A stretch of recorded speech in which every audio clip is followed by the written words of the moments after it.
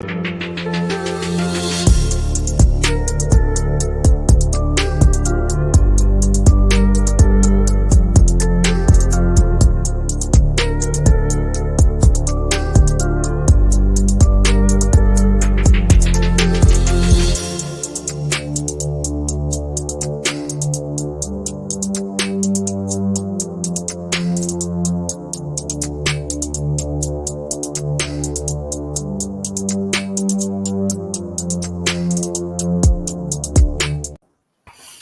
right, peace and blessings, Assalamu alaikum, shalom, family.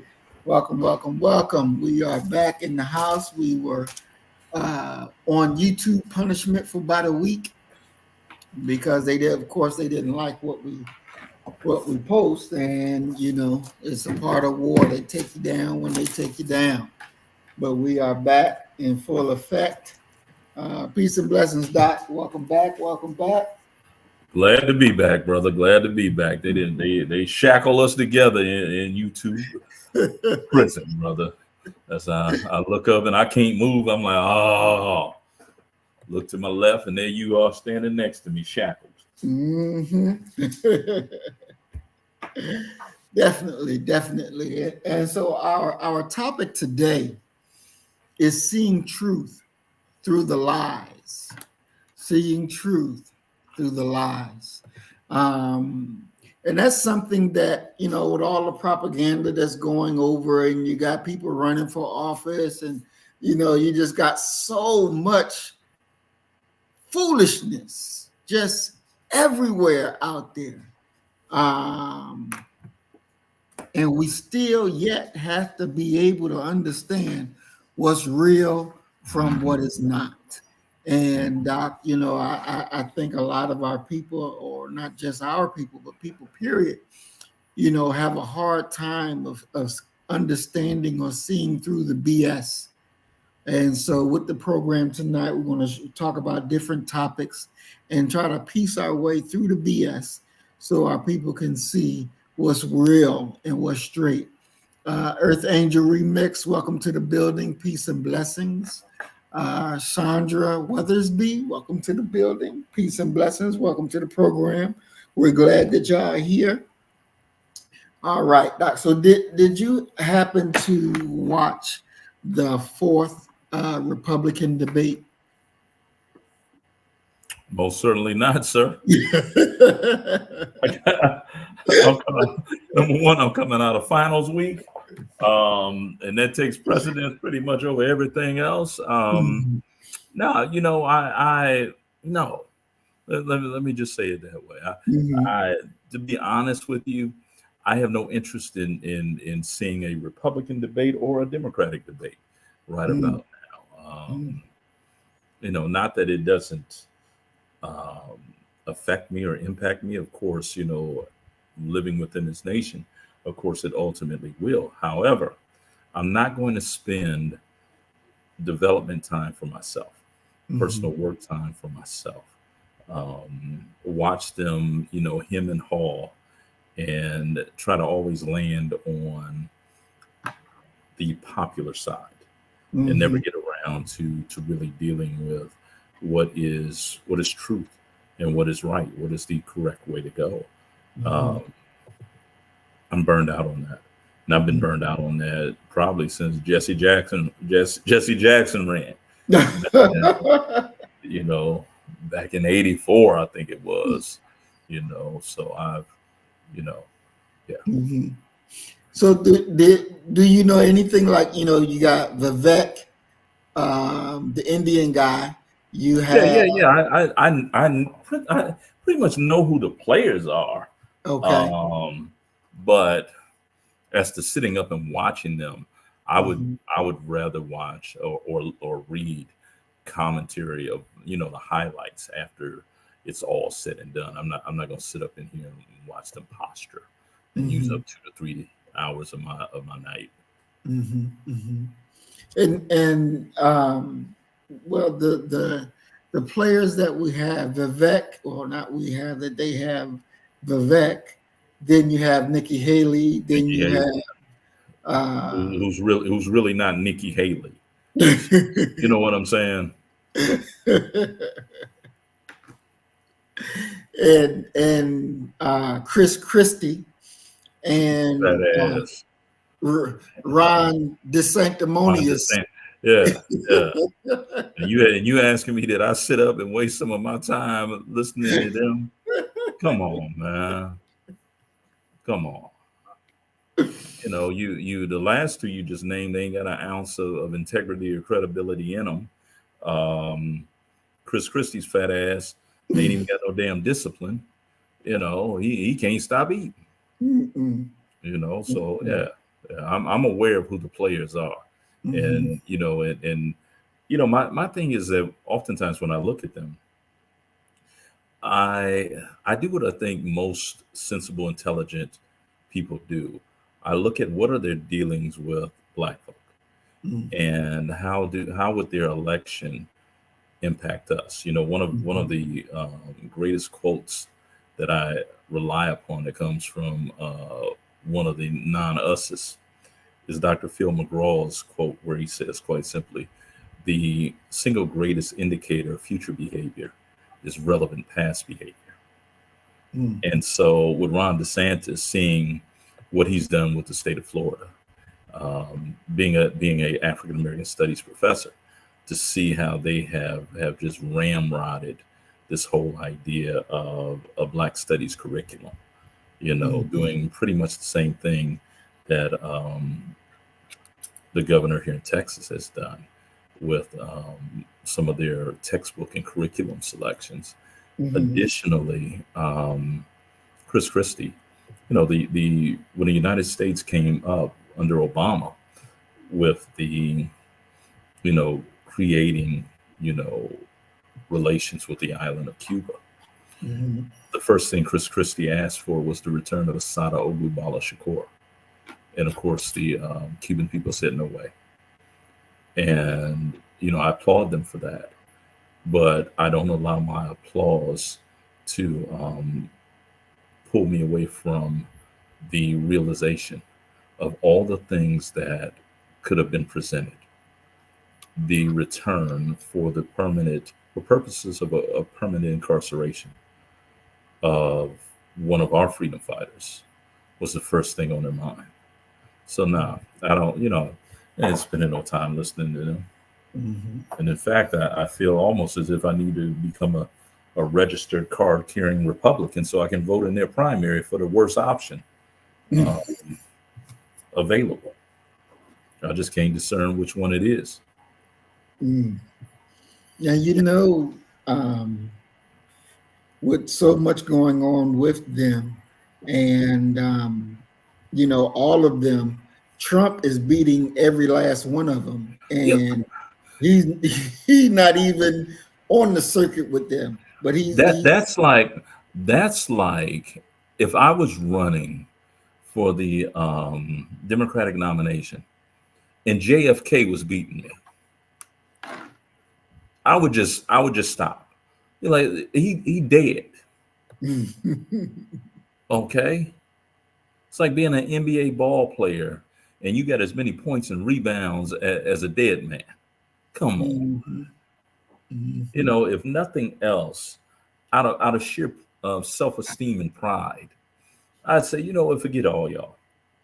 That a Mhm. man who is on trial has been able to razzle dazzle these fools to the point where their support is unshakable, Mhm. and we could pretty much determine right now how many Republicans are going to show up and vote because their faith is going. They're convinced already. They were convinced before any of this even began. Mhm. Um, and the Dems are running someone who is, to be honest with you, completely uninspiring. Mhm. Biden is not going to be able. Biden didn't get the vote out last time. What people did not vote for Biden. People voted against Trump. Mhm. And the Dems, probably their best strategy is to go ahead and give Trump unfettered access. Stop this gag order stuff. Let him talk. Because maybe in him talking, he'll say something so egregious, so ignorant, so polarizing that it will anger them and get their base out to vote. Otherwise, anything's possible, and we saw that before. Doc, I don't know what he could say. I mean, he already said grab him by the coochie, and that was okay. So I don't know what you can say. I just think that somebody absent impulse control, common sense, intelligence, education, all of he's the perfect storm.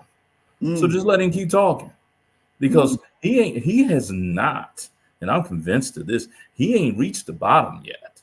Okay, that's what you want to give him, enough rope to reach the bottom.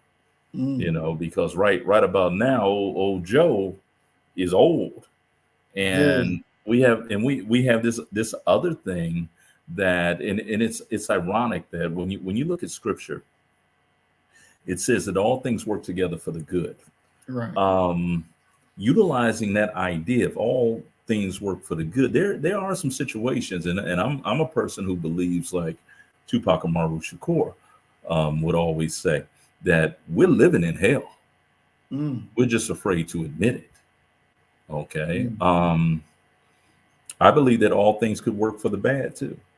And in saying that all things could work for the bad, this intra-racial battle that Black men and Black women have raging between them could very well turn out to be the deciding factor of this upcoming presidential election. Because I'm talking to Black men who have flat out said to me, they don't care about Trump or Biden. They just don't want Kamala Harris if Biden croaks, they don't want Kamala Harris to become president.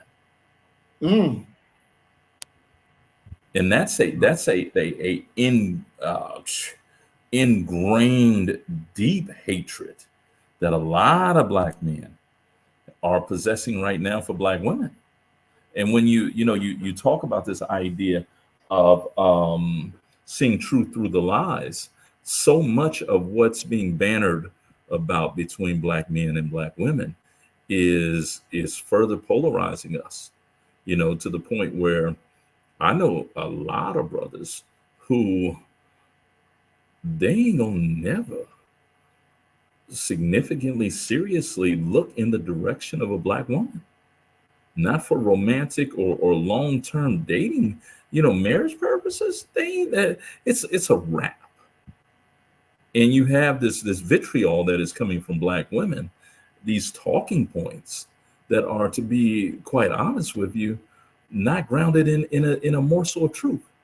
The idea that they're the most educated. It's a fucking lie. No, you're not. You're the most enrolled. And I see that you're enrolled, on a daily basis when I go teach. My classes are full of Black women. Now, as to if they learning and studying and graduating, that's a whole nother question. And the reaction of that, we're creating more Black business. Well, yeah, you're creating lash businesses.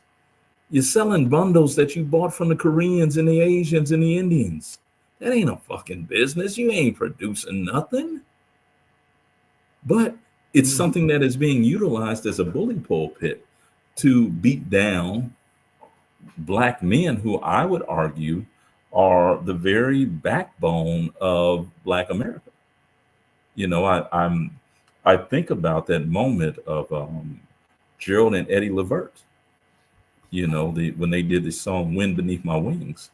And any good father, and I'm sure that this holds true for you as well, you silently provide that wind for your children to soar, for your family to be taken care of. Okay, we don't boast about it. We recognize, like Chris Rock said in his great riff, don't nobody care nothing about daddy.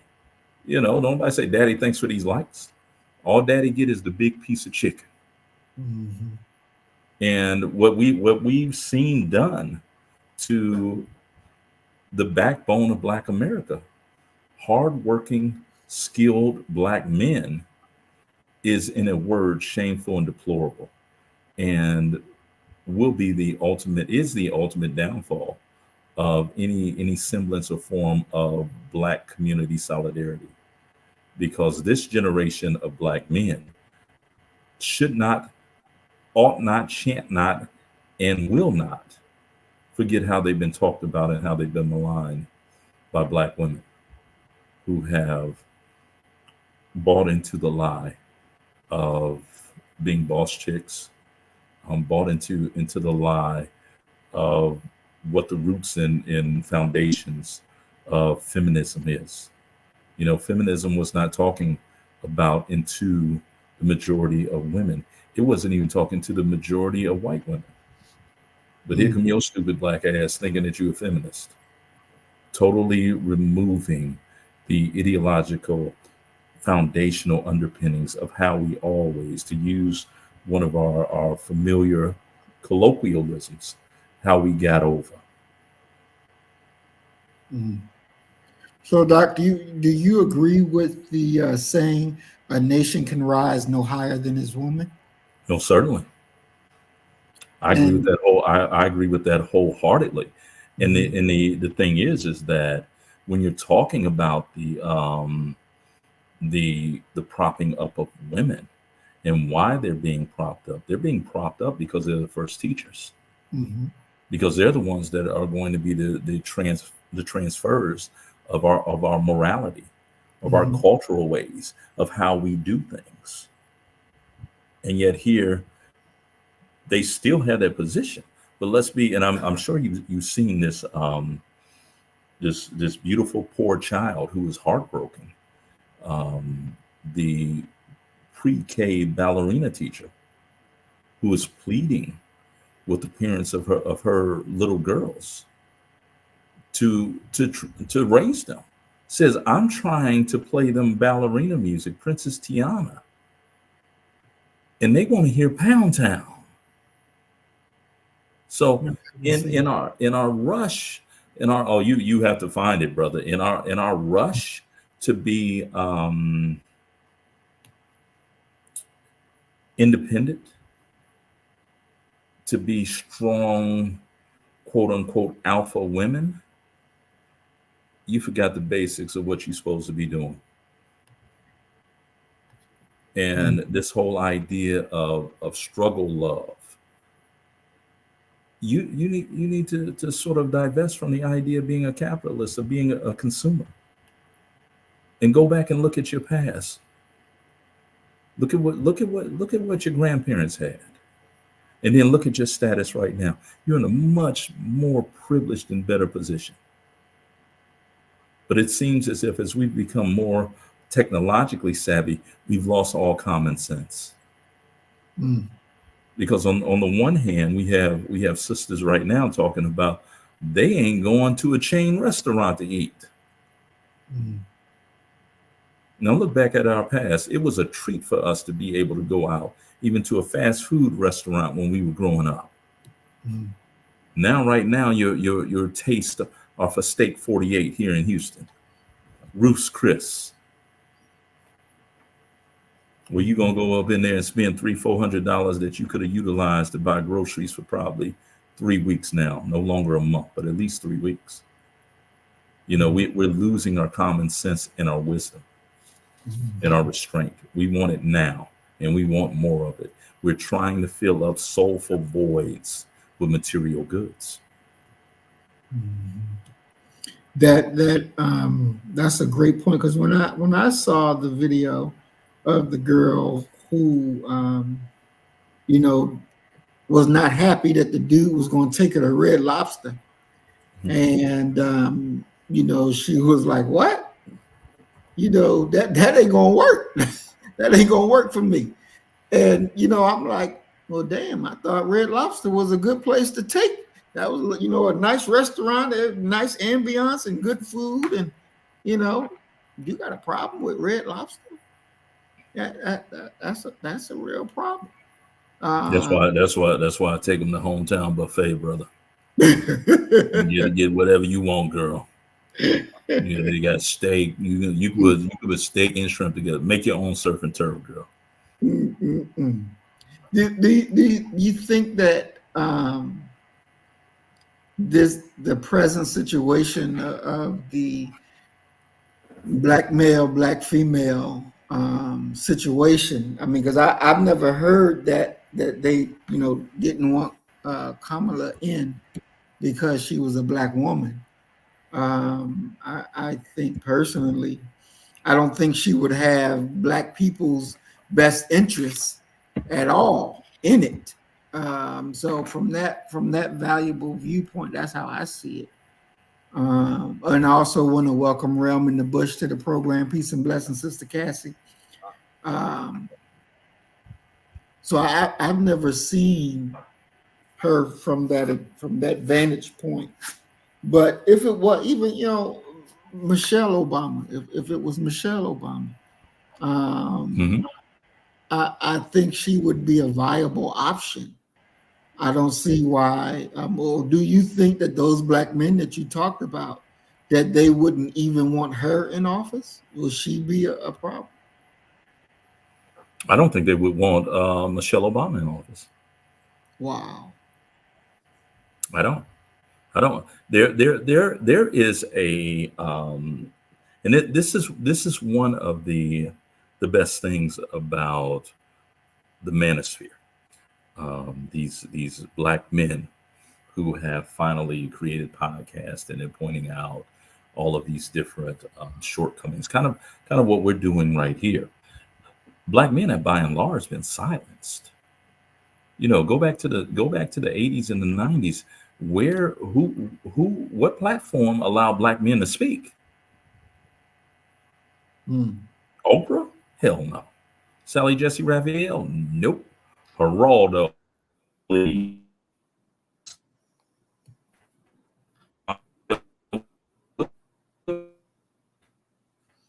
Doc, you breaking up.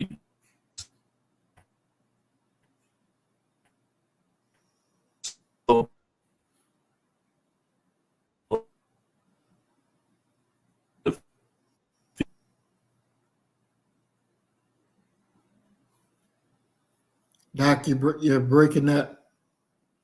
Now you look like you're frozen.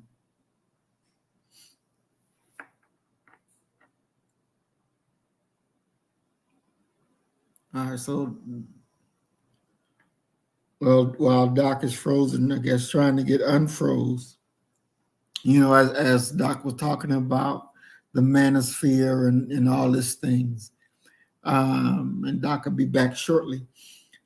I honestly am of the opinion that not everything need to be said. I don't believe that, everybody needs to have their thinking actually put out there. And I definitely don't agree with everything that the quote unquote manosphere talk about.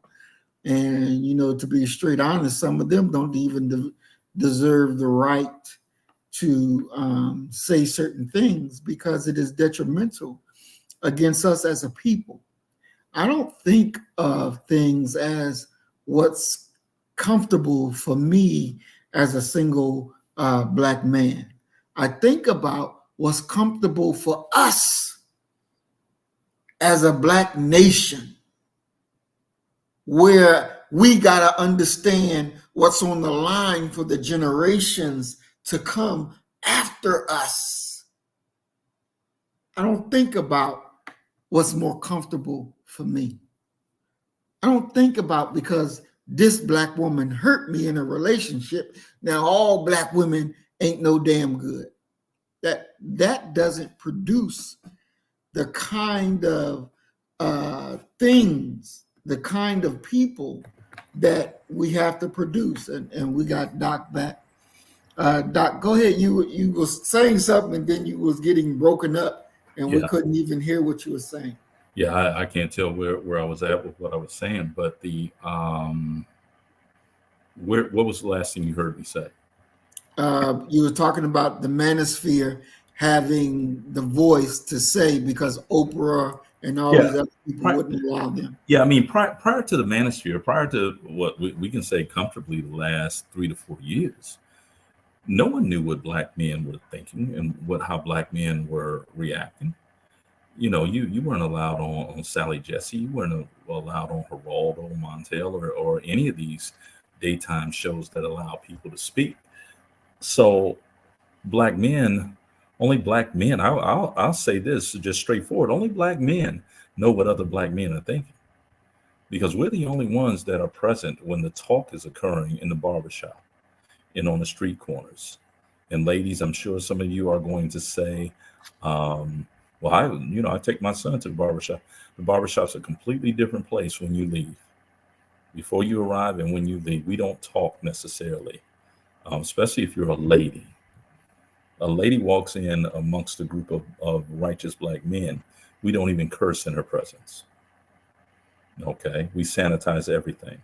So in saying that, no one has really understood or recognized this unarticulated angst that black men have developed slowly for black women. And we have to remember that the purpose and the drive for so many men has been taking care of their children and their families. And when you have a situation where that's ripped away from you for what you would consider to be unrighteous reasons, because somebody wasn't happy within their marriage or what have you, it changed men. And then the fact that black women, and I'll say this, black women along with gay black men, they have their own cliques. Many of them, I'm not talking all, I'm speaking in general terms. They have their own cliques and they help each other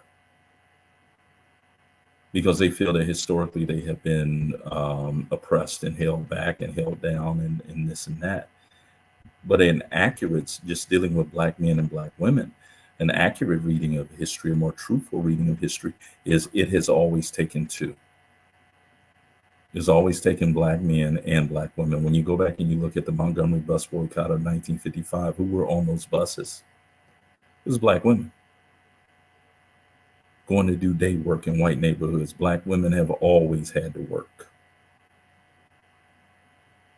So when you're talking about this idea of pushing a feminist agenda, and one of the points on it is the right to work, when in the hell have black women and poor and working class white women even not been allowed to work? These fighting for equal standing in the law for women had nothing to do with working. It had everything to do, if my daddy dies, I should be able to inherit at least half, okay, of this multi-million-dollar business. It shouldn't just go to my brothers. Or if I didn't have brothers, it shouldn't just go to my husband. And if I didn't have a husband, it shouldn't go to one of my uncles to administrate my money. That's what they're talking about. They're not talking about this foolishness that these fools are talking about right now.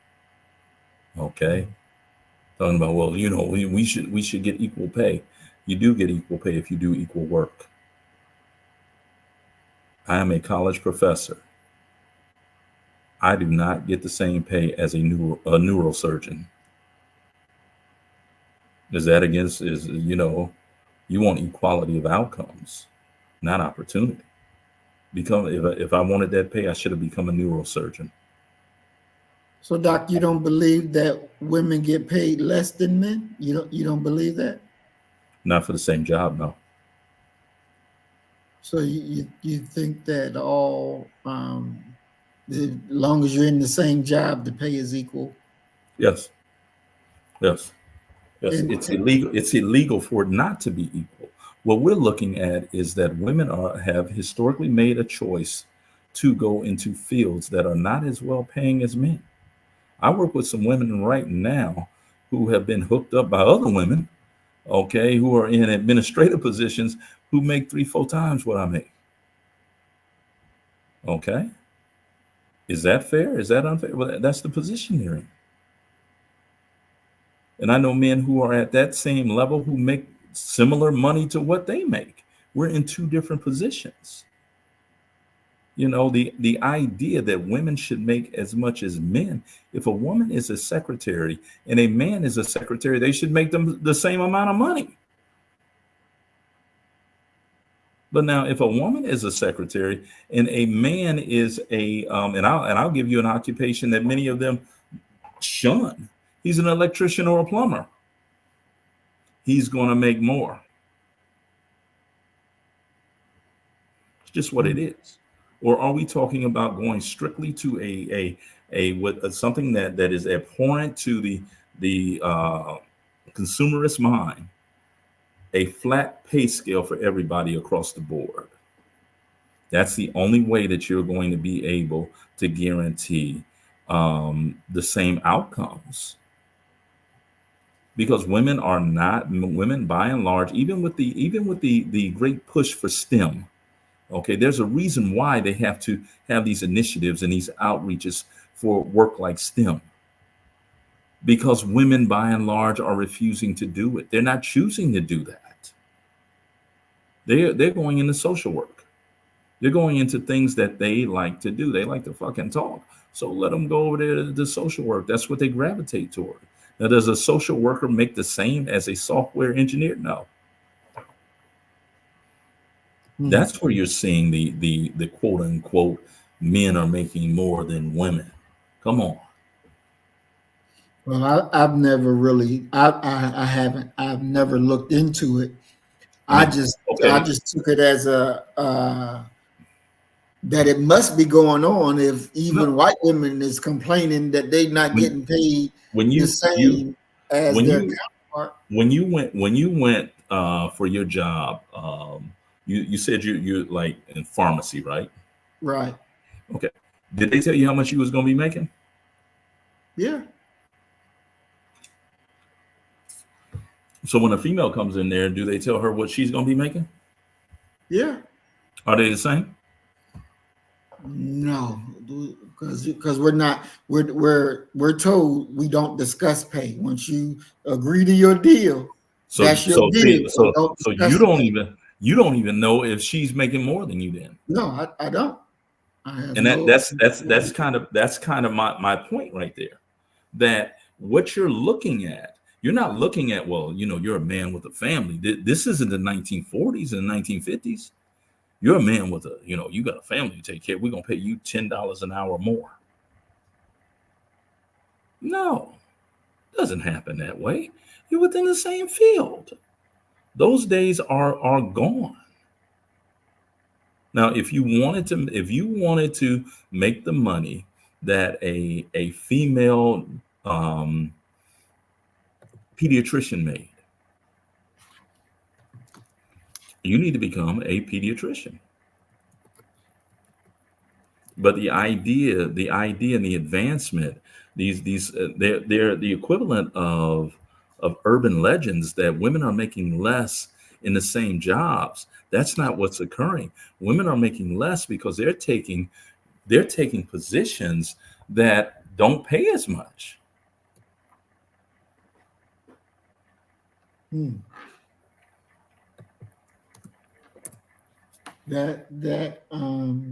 I don't, unfortunately, because I don't know too much about that. Like I say, I haven't even looked into it. I just took it for granted that is the case, that women don't make as much as men make.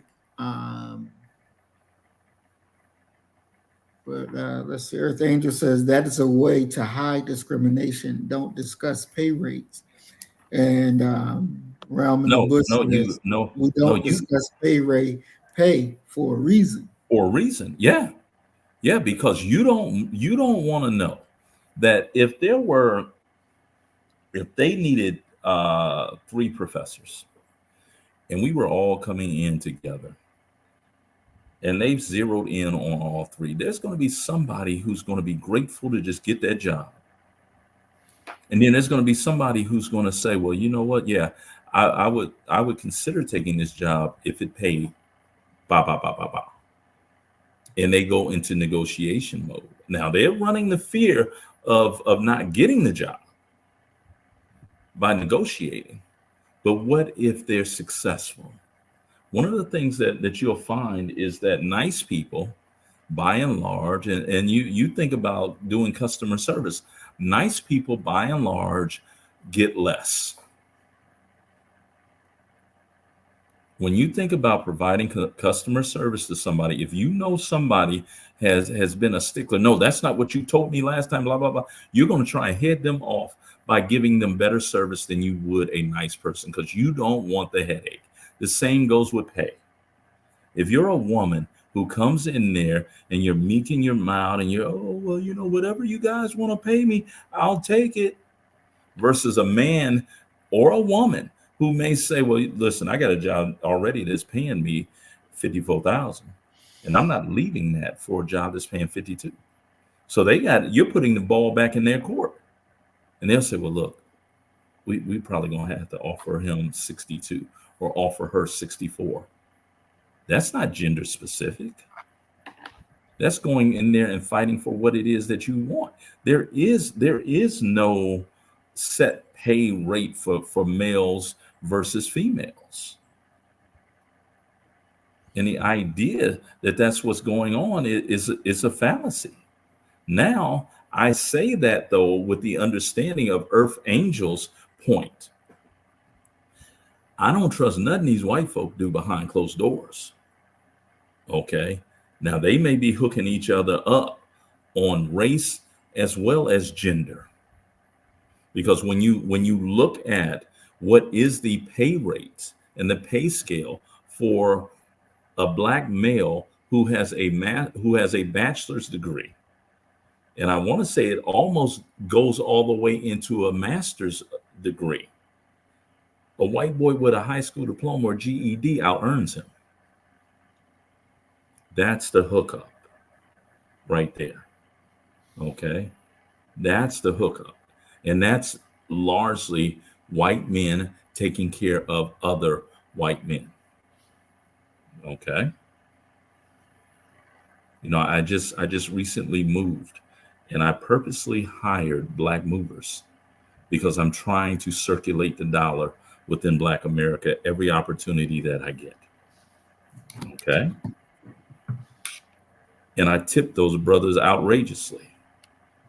And I know if me and the Meager Jones Fund does that, I can only imagine what the Rockefellers and the De Beers and those type of people do. And they don't even have to put it on an annual salary. They can put it in a quote unquote signing bonus.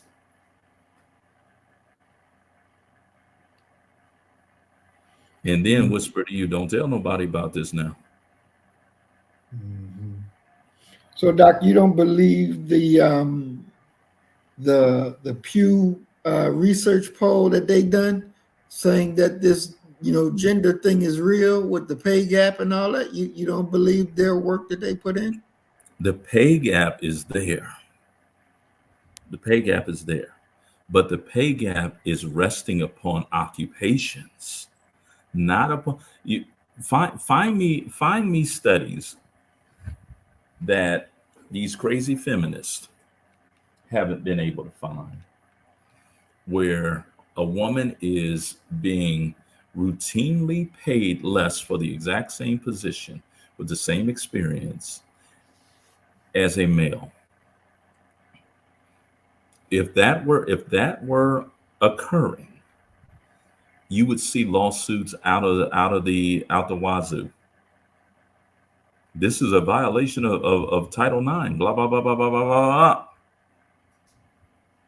But now, if you look at having a majority of men being medical doctors, being in the skilled trades and what have you, versus a majority of women, for whatever reason, ending up in the administrative and secretarial pool, the executive assistant pool, yeah, you're gonna have a pay gap between men and women.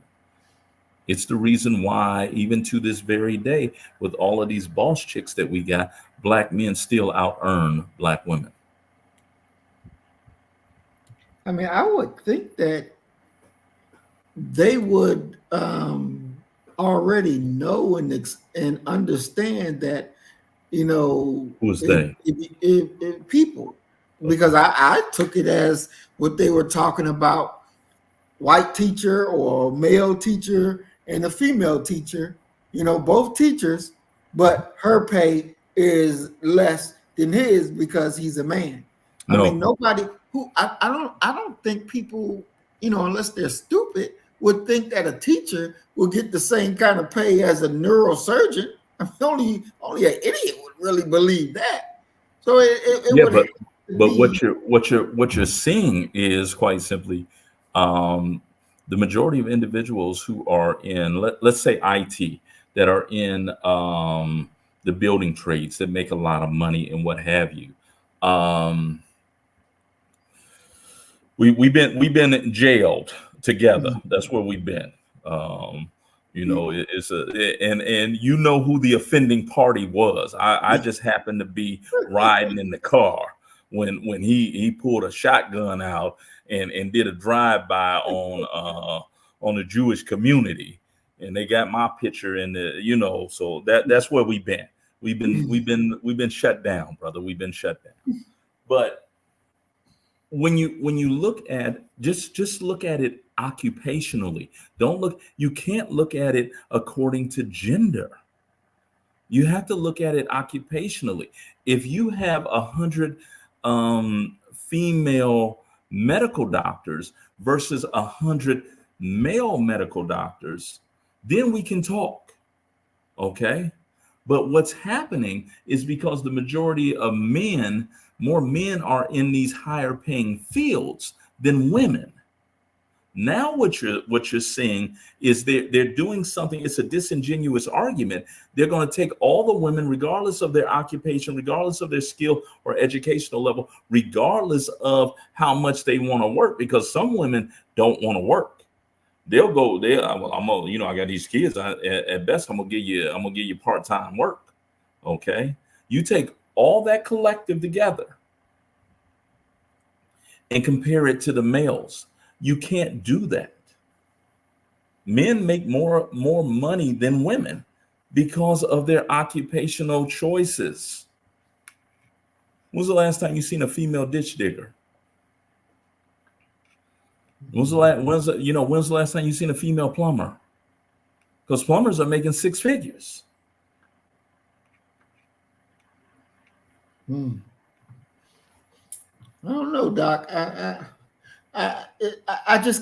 can't see, the Pew Research people saying all this stuff. No, see, my question, and not have a factual basis. They to do back have it up. they do have a factual basis, but the factual basis is not predicated upon occupation. It is a fact. I'm not disputing the fact that men make more than women.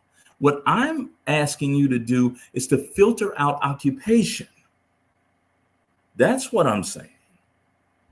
Now, if the study is about 1,000 plumbers, they found 1,000 women who are plumbers and 1,000 men who are plumbers. Okay, cool. We can look at that and say, well, how come these female plumbers are not getting the pay as these male plumbers? And there's a host of reasons why even that could be occurring. Experience, okay, having their own business, having people who refuse to have a woman work as a plumber within their house for whatever reason. Okay, yet at the exact same time, what is happening too often, and it's a half truth, where you look at how much women are making overall versus men overall, and you say, well, men are making more than women. Yeah, that's true as far as the data goes, but it's not true in regards to occupation. You cannot pay someone who is equally qualified habitually. If they were to show that Amazon was paying women on average $7 an hour less than men doing the exact same work, they would sue the pants off of them. There's no doubt whatsoever about that. That would be a violation of federal law. However, we also have to recognize that there are people, and this is one of the benefits of being white and non-poor or working class. There are people who are going to take a job simply because it pays more than their last job, correct? Correct. Mm-hmm. And there are people who will look at a job and say, well, it pays $2,000 to $3,000 more than my other job, I don't really need the money like that. So I can go to them and I can say, look, if you want me to come over there, because I'm sitting on $100,000 in the bank, my house is paid for. I inherited, some wealth from somewhere. I can go to you and I can say, well, I'll come, but not for that pay. Now that person's going to come in the door making, then they may have more experience, they may not, but they negotiated that contract. Now we want to have an argument, one that we really can't know about the old hookup that we both kind of suspect occurs amongst especially white men. Yeah, we can have that conversation because I believe that happens. And I don't know if it was Realm in the Bush who put in there that there was a white male director making $10,000 more than a black female director. I guarantee you that it was a white male or someone white who hooked that up. I don't doubt that. Not at all. People get the hook up all the time. Okay, all the time.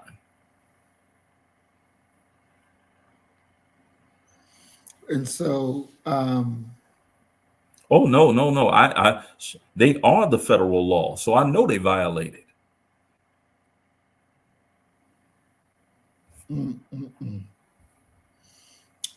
This is a really excellent conversation, but unfortunately, I don't have enough knowledge on it to be able to hang with it. I'm gonna have to do some researching on that and see what I can come up with. But it's very interesting to know how that actually works out, because I think it's something that we really should know. But even now where I work, and I think about the people that I'm working with, I really can't say that I think that the women that work in the same place make the same amount of money as me. I can't say that they do, and I know it. Look, I believe your experience. Who has more experience? Yeah, who has more experience in education? Yeah, that has to do and seniority. It's a whole lot of things that happen, and when you think about those yearly evaluations that we go through in every field, is that not an open door and an opportunity for somebody to say, well, I'm gonna hook my own up? And it's far too often your own does not look like, we don't look like that person that's making those decisions. So let's say over 10 years, if a person were to get a something small, a $2,000 raise every year over 10 years, well, by the end of that, they've increased their salary by $20,000.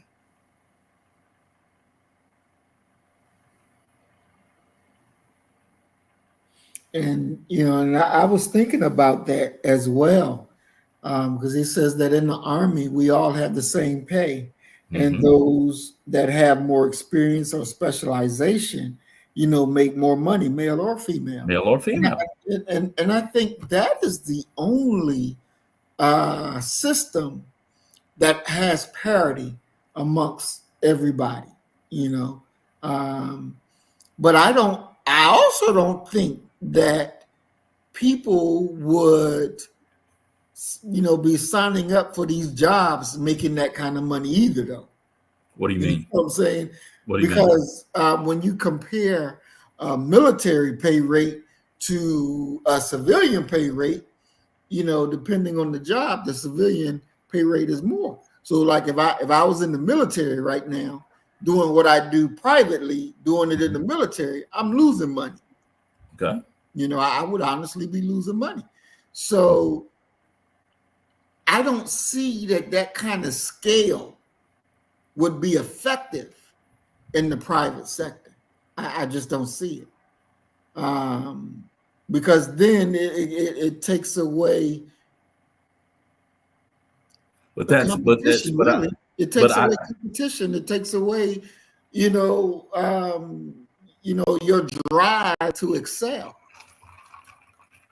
because your pay is going to be the same straight across the board. Matter what you got, what you don't got. It is what it is. You're an E4, you're gonna make what all the rest of the E4s in that field do. So that presents a problem, because we all want to get. But how's that different from you had this certification in the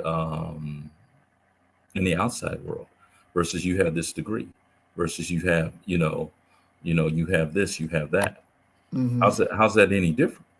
It may not be rankings as far as an E4, but I can tell you the my side job that I work at,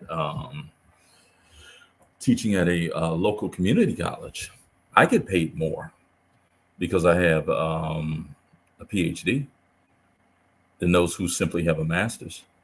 I get paid more than those who have a master's but are what we call ABD, all but dissertation. They didn't finish. I get paid more than all of them. And you should, because your degree is higher than all of them. That there should not be, you shouldn't be getting paid the same as a person with a regular 4-year degree, or even as a person who has no degree. Okay, but wait a minute. Now, how can that be?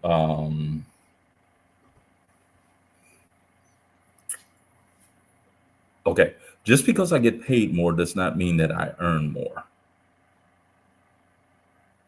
Break that down. Okay. I teach one class. Okay. There is a unspoken battle that happens within academia that is predicated upon the idea of degrees. And many of the people who ended up at junior colleges and community colleges are what we call ABD. They have a master's, but they never completed their PhD. Okay. Many of them feel that they should be where I am at the university level, that I'm not better than they are. And I come in here and they're the ones that have to hire me. So they dictate how many classes I get when I teach this, and that. For many of them, that's a moment for revenge and payback, even though I don't even know these people. Okay. They're just taking it out on all PhDs. Okay. Because here you are with this PhD and you got to come to me for some work. Okay. So I'll get one class, the worst class, the night class. And they hook up other ABDs and MAs with 2, 3, 4 classes. So although I get paid more, I earn less. And that's the human factor that's involved in all of this. And that's kind of what I'm saying. I don't think that any company, any corporation would put it on record that we're going to pay men more than women. But that human factor that's involved in that, well, Ted, I know how it is. So go ahead and take this $5,000 raise. Or go ahead and we're gonna send you to this conference for these trainings, and take your wife and your kids. Now that may not be salary money, but that's a free vacation that they get that other people may not get. And my biggest thing is, once again, let's stop talking about male, female, that females are earning less than males unless we're talking about the exact same occupation. Otherwise, it's a fallacious argument. It's flimsy. Well, Sister Cassie Relman the Bush, she stated that.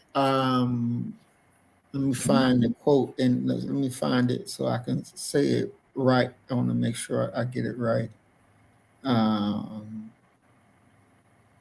Yeah, she says that I've seen it where there are 2 directors, and I know her. She's Black, and she's a director and makes $10,000 less than the male white director. Yeah. So it is happening as they're saying. That's Well, no, that's no, what no, they're no, no. saying. Whoa. Let's be careful now. Okay. I don't doubt that. What she wrote, I do not doubt that. I can, without being there, I can tell you that that is probably true as can be. Yet at the exact same time, I can also tell you of situations where if the person making the appointment is a black female, oh, I've seen some mother hookers get hooked up. And I'm talking about to go from making 50, 60,000, but because you their girl, you making 250 to 300,000 based upon all of these different revenue pots that they put you in. Okay. And that's what I'm saying about the human element part of it. That there are ways for you to go ahead and hook somebody up still without technically violating the law, because you can say, well, this person had more experience. This person has these certifications. They not only have the degree, they have these there's so many ways that you can do it. My argument is, once again, that if we're going to talk about women earning less than men, let's keep it within one occupation. And to be honest with you, I think that we need to almost, because this should be a discussion about the community. And we got here, I think, by talking about black male, black female interactions and combat with each other. I would like to see in the same occupation how much black women make versus black men. That's the study that I want to see, because to this day, black men are making more than black women. Okay, but black men are working harder jobs than black women work, and that's my entire point. And to sort of bring this conversation back when we're talking about getting through the lies. So many black women are looking down on black men because they're making, I believe the average black man is making 49,000, 51,000, somewhere around that range. And they're looking at him like that's not enough, totally missing the point, quite simply, that they make less on average than black men are making. So black men are broke and dusty. Hell, you broker and dustier and hungry.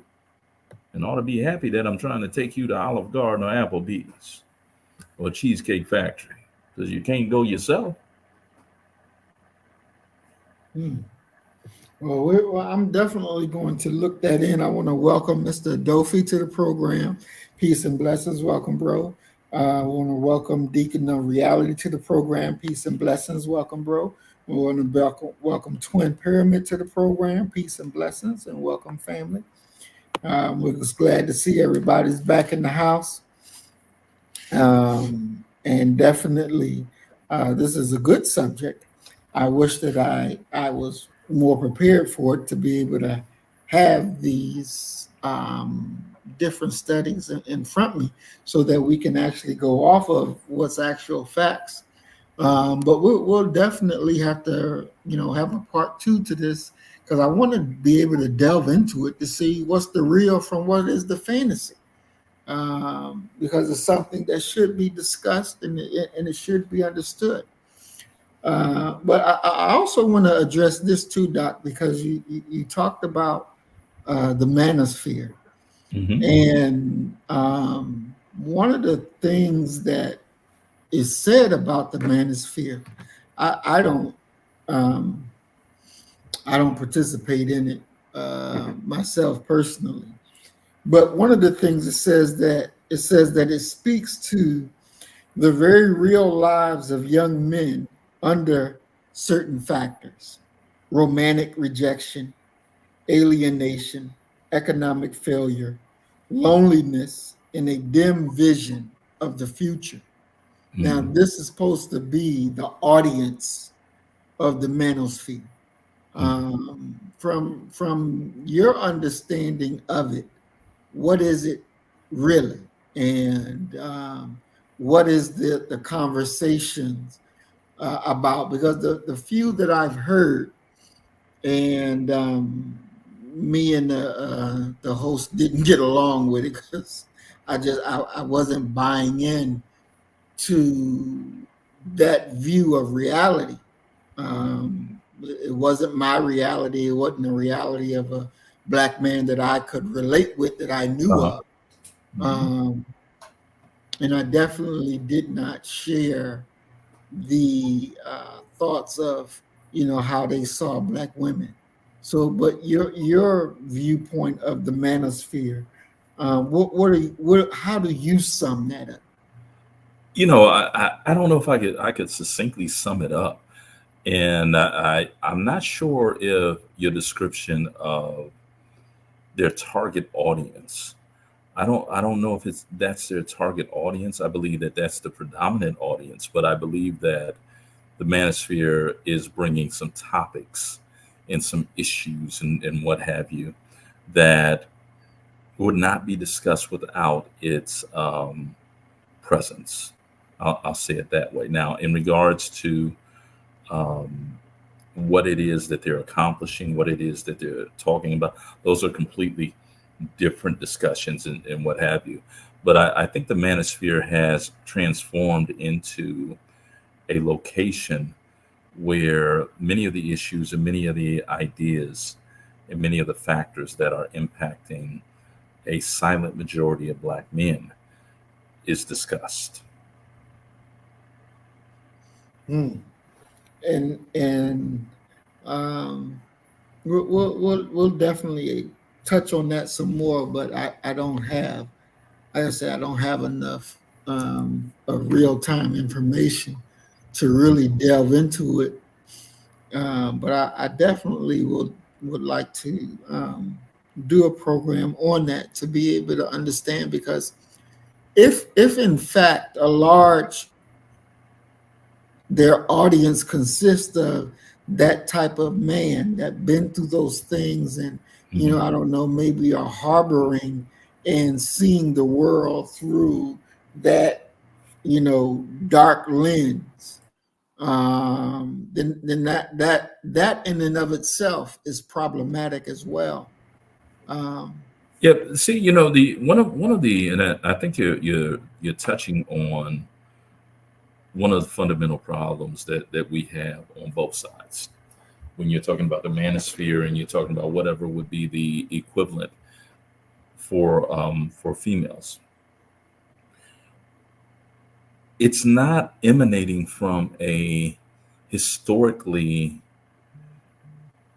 correct position in regards to Black folk. It's emanating from a position of you did this to me. The polarization of Black men from Black women. Because if you listen to it long enough, mhm, you could very well come up with the conclusion that Black women hate Black men and Black men have every right to hate Black women.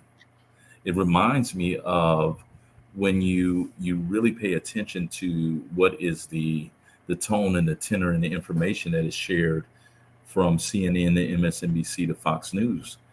You can speak with somebody and you can almost tell what news show they watch, mhm, okay? Because that becomes their talking points. And the entire time that they're building these quote unquote talking points and trying to win what is in many ways for a lot of them a theoretical debate, mhm. we're losing the race at the same time. And let's be very clear that in this nation, a capitalist nation, where we consistently hear about single female headed households and single Black females are once again making the least amount of money of any demographic outside of Mexican women. Um, they're going to live impoverished lives, and their children are going to live impoverished lives. And Black men are not going to live much better than that either. Versus if the discussion within Black America was predicated upon the idea of us coming together and working together.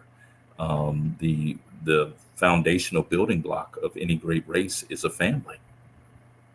Now, if you take your 46,000 that this sister's making, and you take this brother's 55,000 that he making, y'all put that together, y'all 6-figure earning household immediately.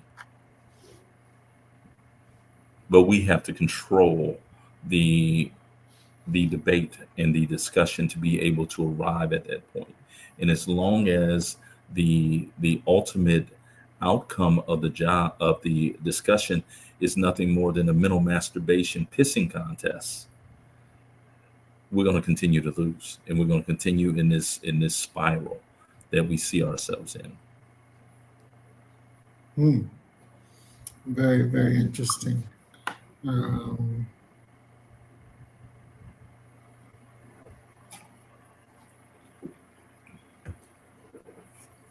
I've been sent more information on this topic.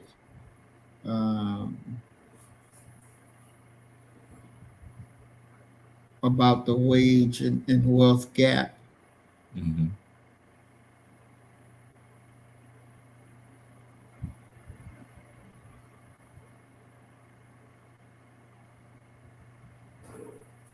But yeah, so we'll definitely do it, because I would need to read over this stuff. I like to be prepared and already have myself good to go. So I want us to go and look at this one video that's been circulating with a brother who was arrested by the police. And when I first saw the video on Water Sniper channel, my first thing was, is this real? That was my first thought, and I even wrote it in the comment. Is this real? Because to me, I just couldn't believe that it would be real. But let's take a look at it and come back and discuss it. Let me share.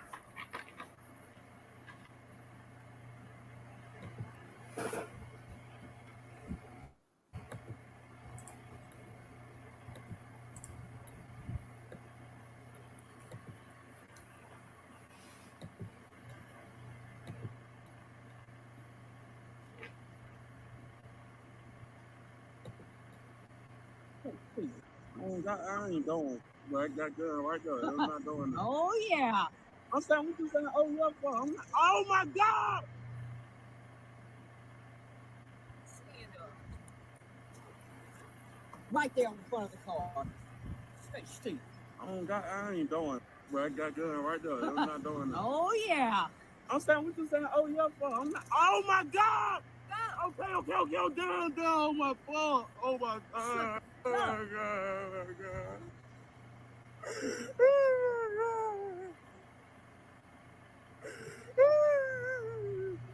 You want it again?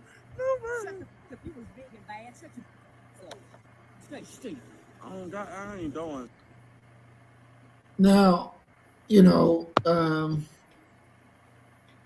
like I say, my first thought was, is this real? You have a brother who's obviously bigger, stronger, taller, and the video starts with him laying in the street. So my thing was, how in the world you crying? You don't think about to fight back. You understand you locked up. You got the cuffs on you. But it seems to me, even with the cuffs on you, you're able to at least stand up and maybe jerk her back or something. This crying, and I'm not saying that the little taser gun don't hurt, because I'm quite sure it does. But this crying thing, it's like, That ain't us. No, no, you don't. And this cracker ass woman, you gonna start crying? I don't. No, that's not a good. That's not a good look. That's not how we should be. What's your thoughts on that, Doc? You know, the thing is that the brother's crying from not only that pain, but I would argue historic pain. You know, of being stunned someone using a stun gun on you is, you know, very painful and traumatic. Let's be honest about that. This may sound strange, and you know, you hate to see our people be demeaned and compromised by them in public. It reminds me, ironically, of the who was the brother that Johnny Cochran talked to, who was on the OJ. He was part of the prosecution on the OJ case. What was that brother's name? You talking about the cracker lover over there who was crying because they lost. Yeah. And Johnny Cochran said, "You're a professional." Mm-hmm. He said, "You don't cry. You deal with the case, and then whatever the results are, you go ahead and you move on." Chris Darden. Mm-hmm. And I get that, you know, but at the exact same time, I get the hopelessness, the hopeless situation that the brother found himself in. Because make no mistake about it, if he had made one move, if he had tried to resist, she would have murdered him right there. There's no doubt whatsoever. She was begging him to do something like that. And strange situations cause us to act in strange ways.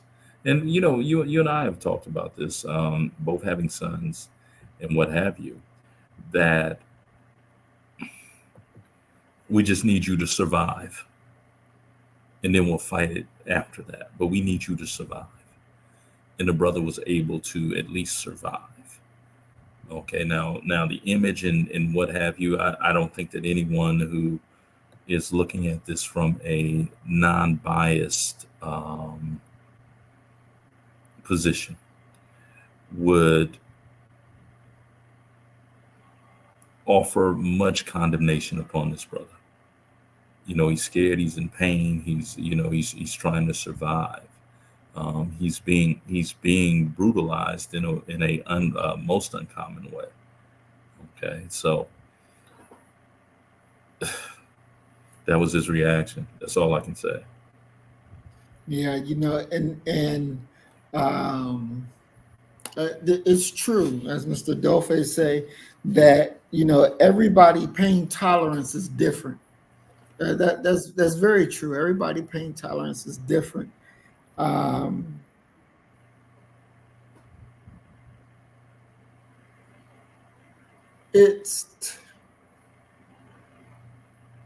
She got the and I don't know who was filming the damn thing. You know who was filming, because it's obviously not another cop. It ain't another cop filming it. Who's filming it?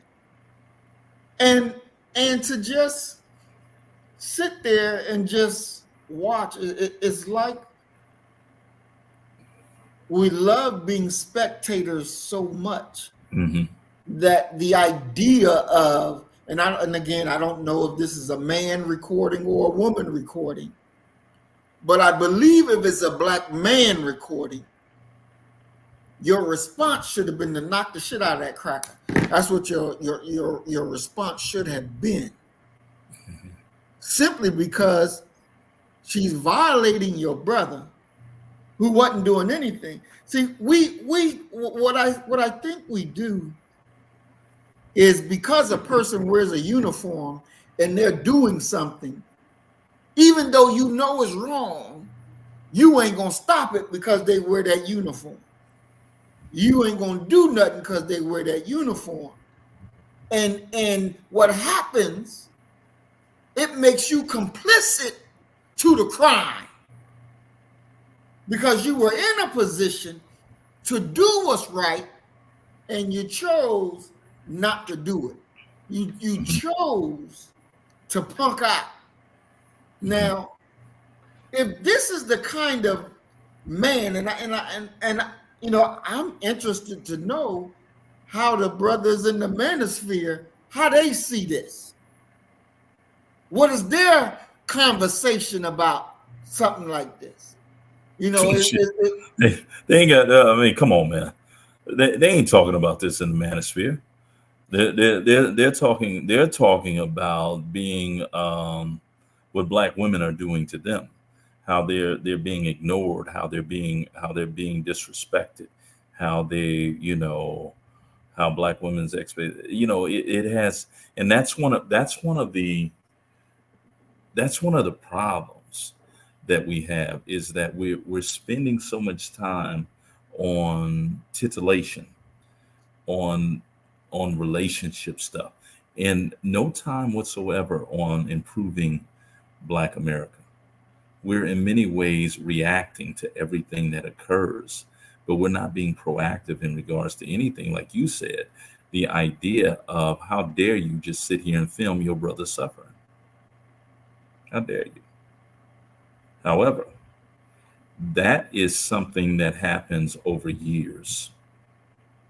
That feeling of being unable to do something that is easily doable in the perspective, in the view of those who are looking at what I would term to be your polarized cowardice. There was a family who lived next to my son's mother's people. And the father used to beat the hell out of the mother. Mm. Now, the sons, and this, I mean, it to this day, I can't make sense out of this. The sons were between, they were like in there between maybe 45 all the way down to maybe 30. These are grown men, and there was like 4 or 5 of them. Okay. And what made it even more just ridiculous to me is the father was blind. Mm. But he would get drunk and he would jump on their mother. Mm. And they would cower and hide in corners as if they were completely terrified.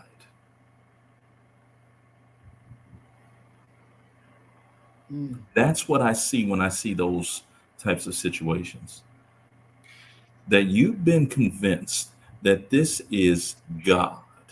And as the old gospel thing of your arms are too short to box with God. Many black folk, I mean, think about how common that is, man. Mm. The George Floyd thing. Mm-hmm. You know how long you got to have somebody down to suffocate them? Mm-hmm.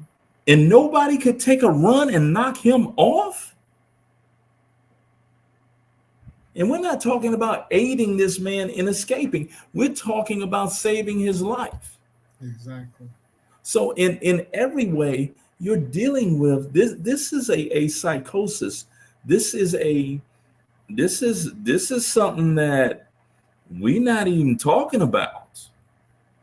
We're talking about not being able to get some panties. We're not talking about this right here.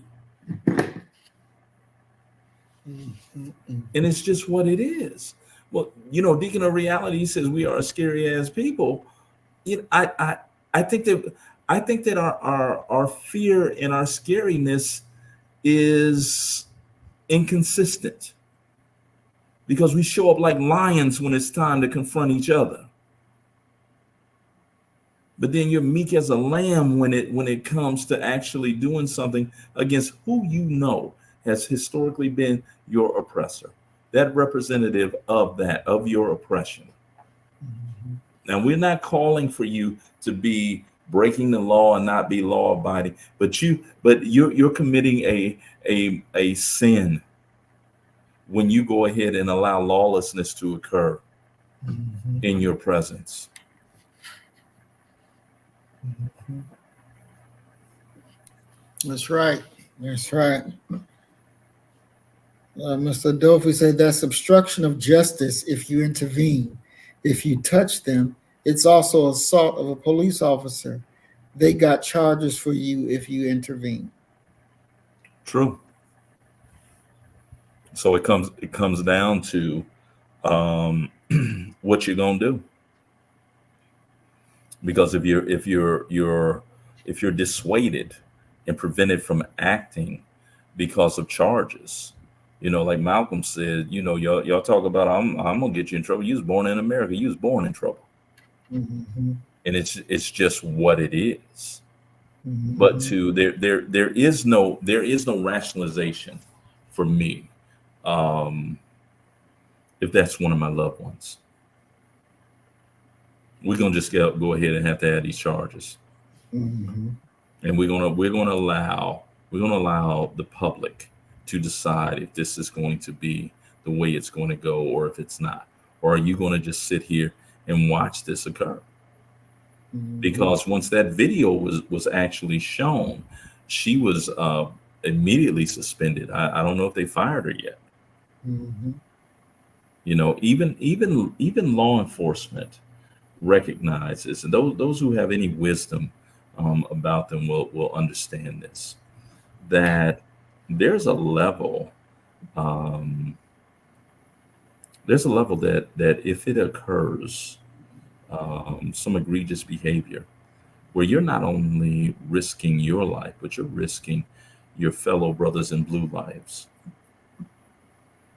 there's a level where you can't go. It's sort of the unwritten rule of being a corrections officer.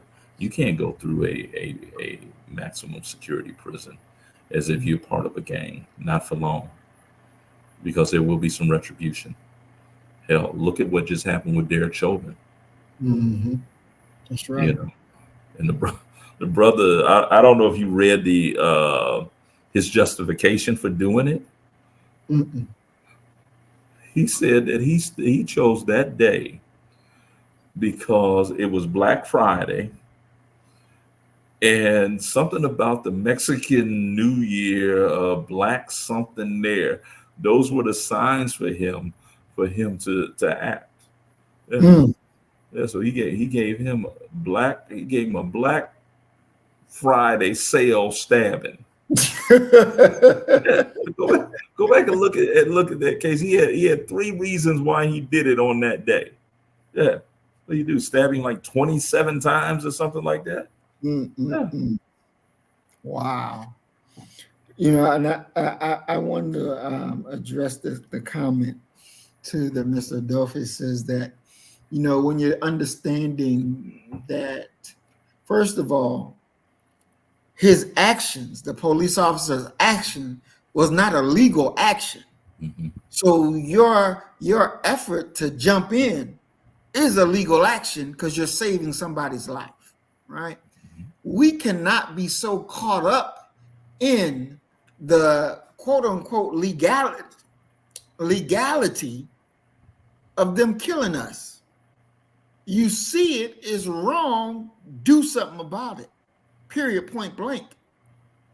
And we have to teach this because one day it may be you, one day it may be me, it may be Doc, it could be any of us. And we would hope that the Black person that's watching will decide to say, not my brother, not today, not on my watch, and go there and jump in and help save your life.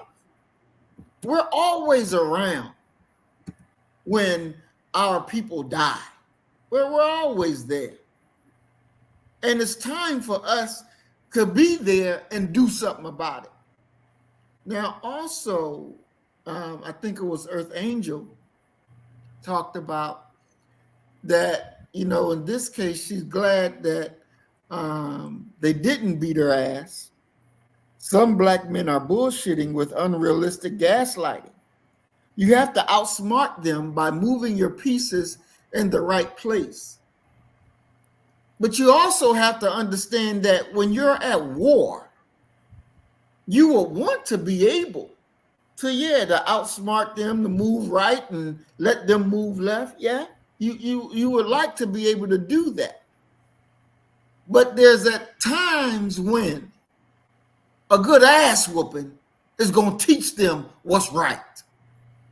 Because you're not dealing with people who just operate intellectually. And with this intellectual operation, they do things on the up and up. That ain't who you dealing with. You dealing with individuals who understand when they get their ass whooped. That's what you're dealing with. And when we come to the understanding that that's what it's going to look, even God says the prescription for the slain is to kill them. That's from God himself. He's giving you a prescription that will alleviate your pain. Hell, where you think they get it from, where it says peace is secured through strength? That's out of the Quran. That's God's word, not the cracker. We better understand. You want peace, you want freedom, you want justice, then you gotta whoop some ass. And that's real. And you're in this situation because you run too damn much from whooping ass. That's the problem. I walk out my door every day. There is not a day that I walk out that I expect to return. Because we don't know what day may be the day that you on deck. And that day that I'm on deck, God damn it, we gonna fight it out. Ain't no ifs, ands, and buts about it. Because I understand the time and what must be done. That's why I teach our people what I teach. It ain't no game. It's not no pity pat.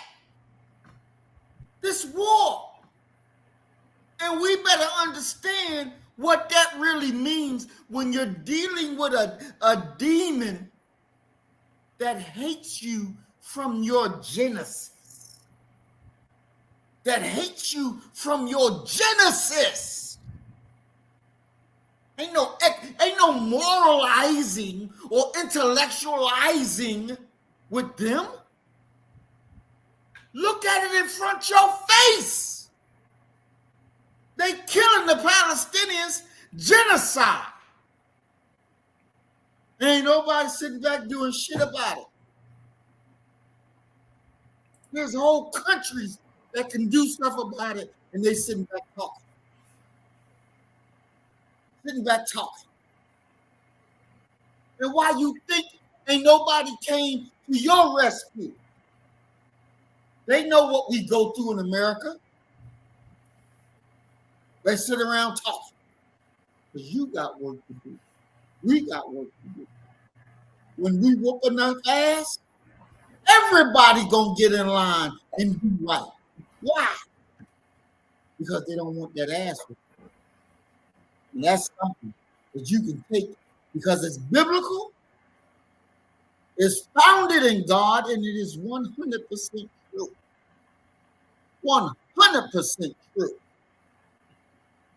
And when we wake up and understand that these when they leave their house, they want to come back home. But when they know that, wait a minute, there's going to be real repercussions if I beat this little nigga up. There's going to be real repercussions if I do this to this nigga. See, they don't fear no repercussions. Ain't nothing going to happen to them. And that's why they do it with a smile. Hell, they just arrested a 10-year-old for pissing behind his mama's car while she was in the lawyer office. Arrested the 10-year-old black boy. DA charged his ass. Now he on 3 years probation. A 10-year-old. And we sit around and say, oh, wow. They better wake the hell up to the time and what must be done. And we ain't gonna have all this time to keep teaching you and teaching you. Because as that brother, what was that? What's that? What is his name, Doc? The pastor that we showed on the video where they were doing with the Detroit. And they said they fought the police to a standstill. Who was that? Albert Cleage. Albert Cleage. Shrine of the Black Madonna. He said they fought the police to a standstill. And the police didn't say you're lying. They were right there. See, that's black men that say, God damn it, enough is enough. We ain't having that bullshit. Enough is enough. Now that's something to talk about. That's something to teach about. We should honor them. Mm-hmm. We should honor them. But instead, that whole history would be swept under the rug. You don't know nothing about it. You don't know nothing about what your men were able to do. What no fear in them. If they would have saw what we just watched, if they were walking down the street, they'd have done something about that.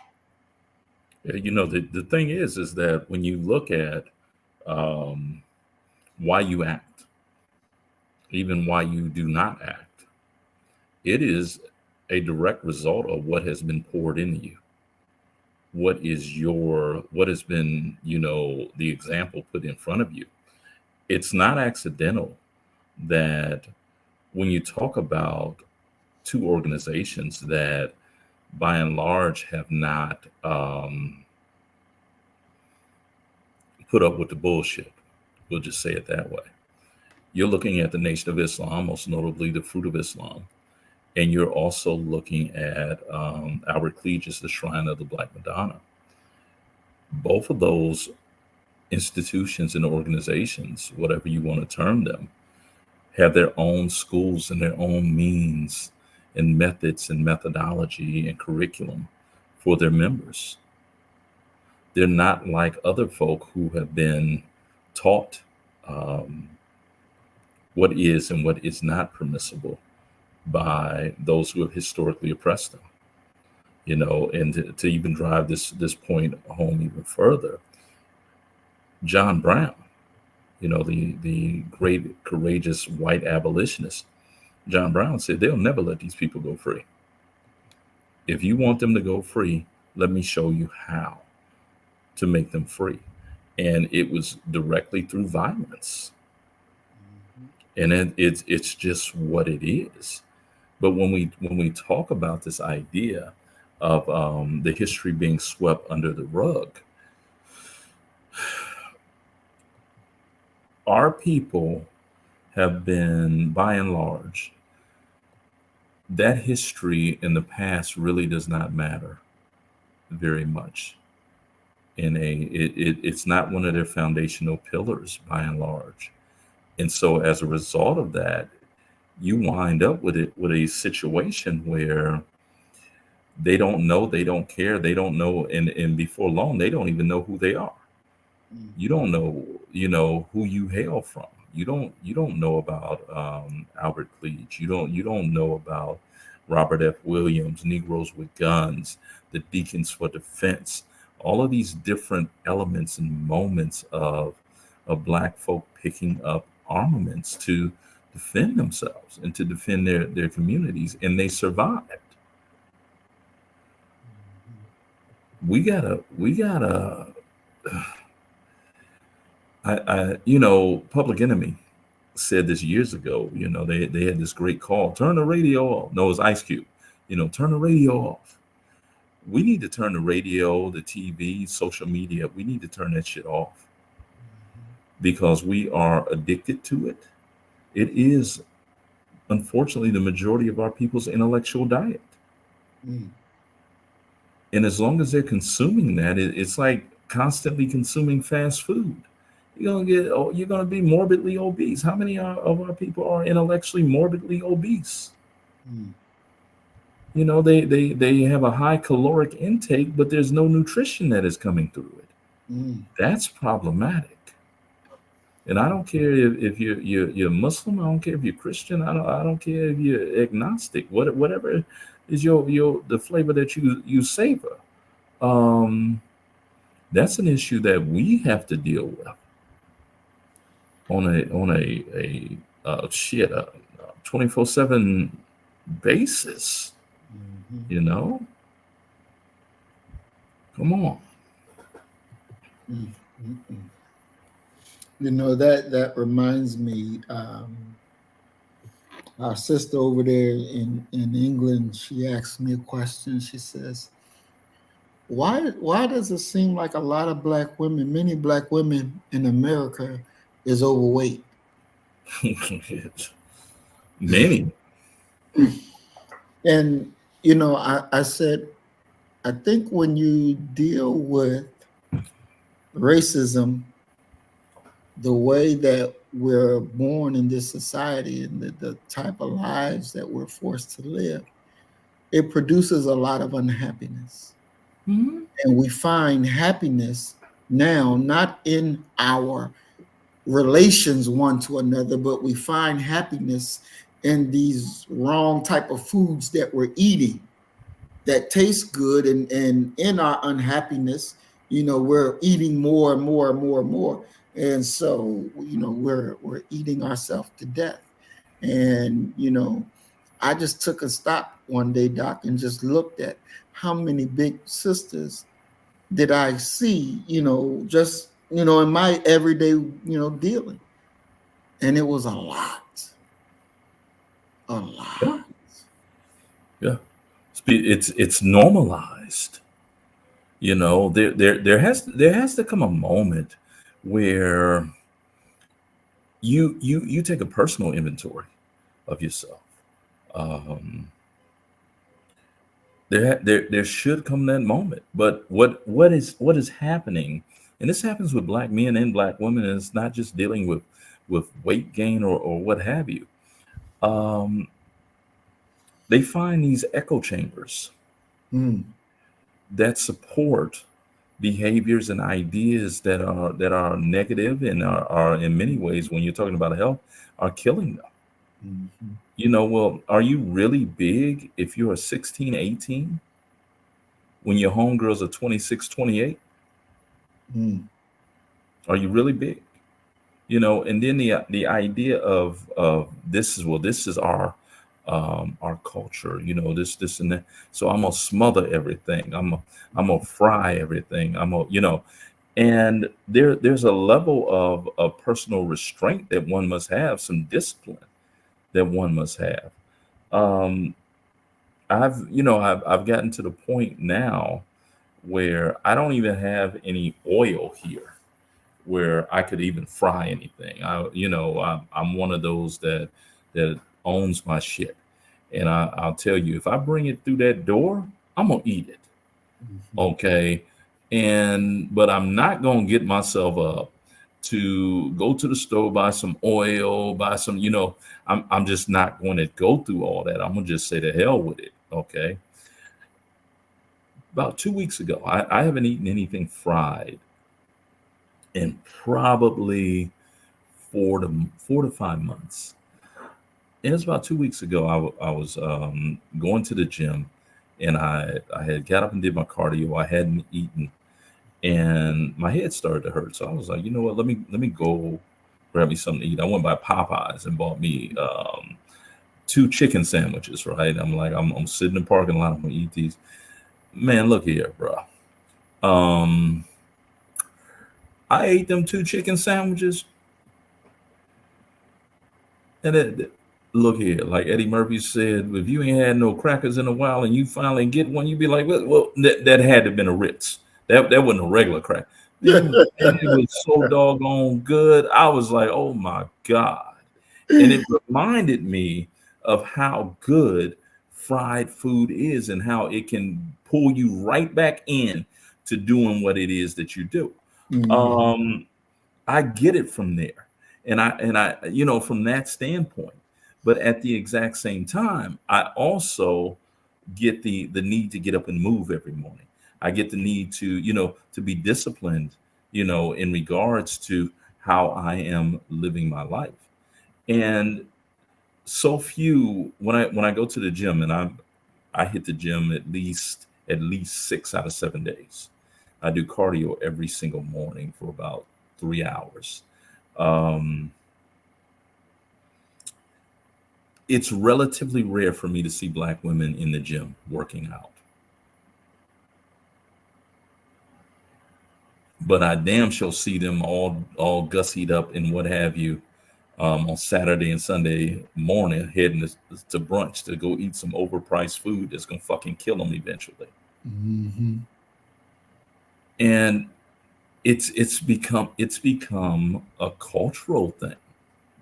And this idea of, and this is the term, big boned. I'm just big boned. I come from big boned people. No, you don't. Go back and look at the photo albums from the 60s and 70s and see who's big. And Sister Cassie, you absolutely correct. Depression. And we are a people who have, as Brother Maurice put it, we are so often challenged mentally, confronted by society in general. We find a way to cope with that. Mm-hmm. And for many of us, it is eating our emotions. Okay. For others of us, we find other ways: weed, alcohol, promiscuity. Mm-hmm. For me, work and working out. When I go lift, if I put 365, I can't think about nothing else. The same way that when I was eating them damn Popeyes chicken sandwiches, all my problems and my worries left. I'm sitting in the parking lot eating fried chicken. And then it dawned on me I didn't want my car to smell like fried chicken. So I was like, man, how can I throw this Popeyes bag away? And I swear the gym is set up so that you got to bring that shit into the gym and throw it away because there ain't a trash can outside. You got to walk in. And here I am walking in with a Popeyes bag and everybody looking at me just shaking their head like, look at this fool right here. So depression, disappointment and really being disenchanted. I believe that so much of, Buddha, I'm one of those that studies everything that I can get my hands on. Buddha says this. He said that all suffering comes from want. And when you really think about that, shit is true. If you don't want shit, then you ain't gonna suffer at all. You won't have no misery whatsoever. Now, I don't know how you get there, but that's what he taught. And I yield, brother. That is something.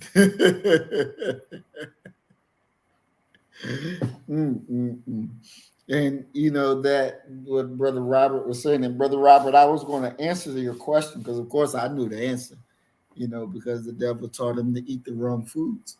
But it's very interesting that how through what you eat can produce certain things within you. Oh yeah. And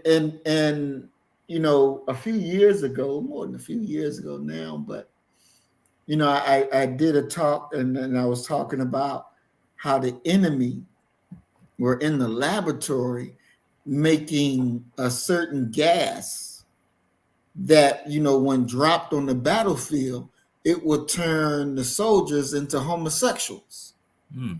Yes. And, this thing, just thinking about how diabolical they are. And who would think that I'm gonna go in the laboratory and make a gas that when I drop it, it'll turn people into homosexuals. You know, who would think that? The devil would think that. You know, the food that you eat. You know, yeah, I'm hungry. I'm going to run here and I'm going to eat this chicken or I'm going to eat this. Thinking, you don't know whether it's lamb, whether it's, you know, beef. You think you eating grade A, you know, good food, and it's killing you, giving you cancer, giving you this, giving you that. It's killing.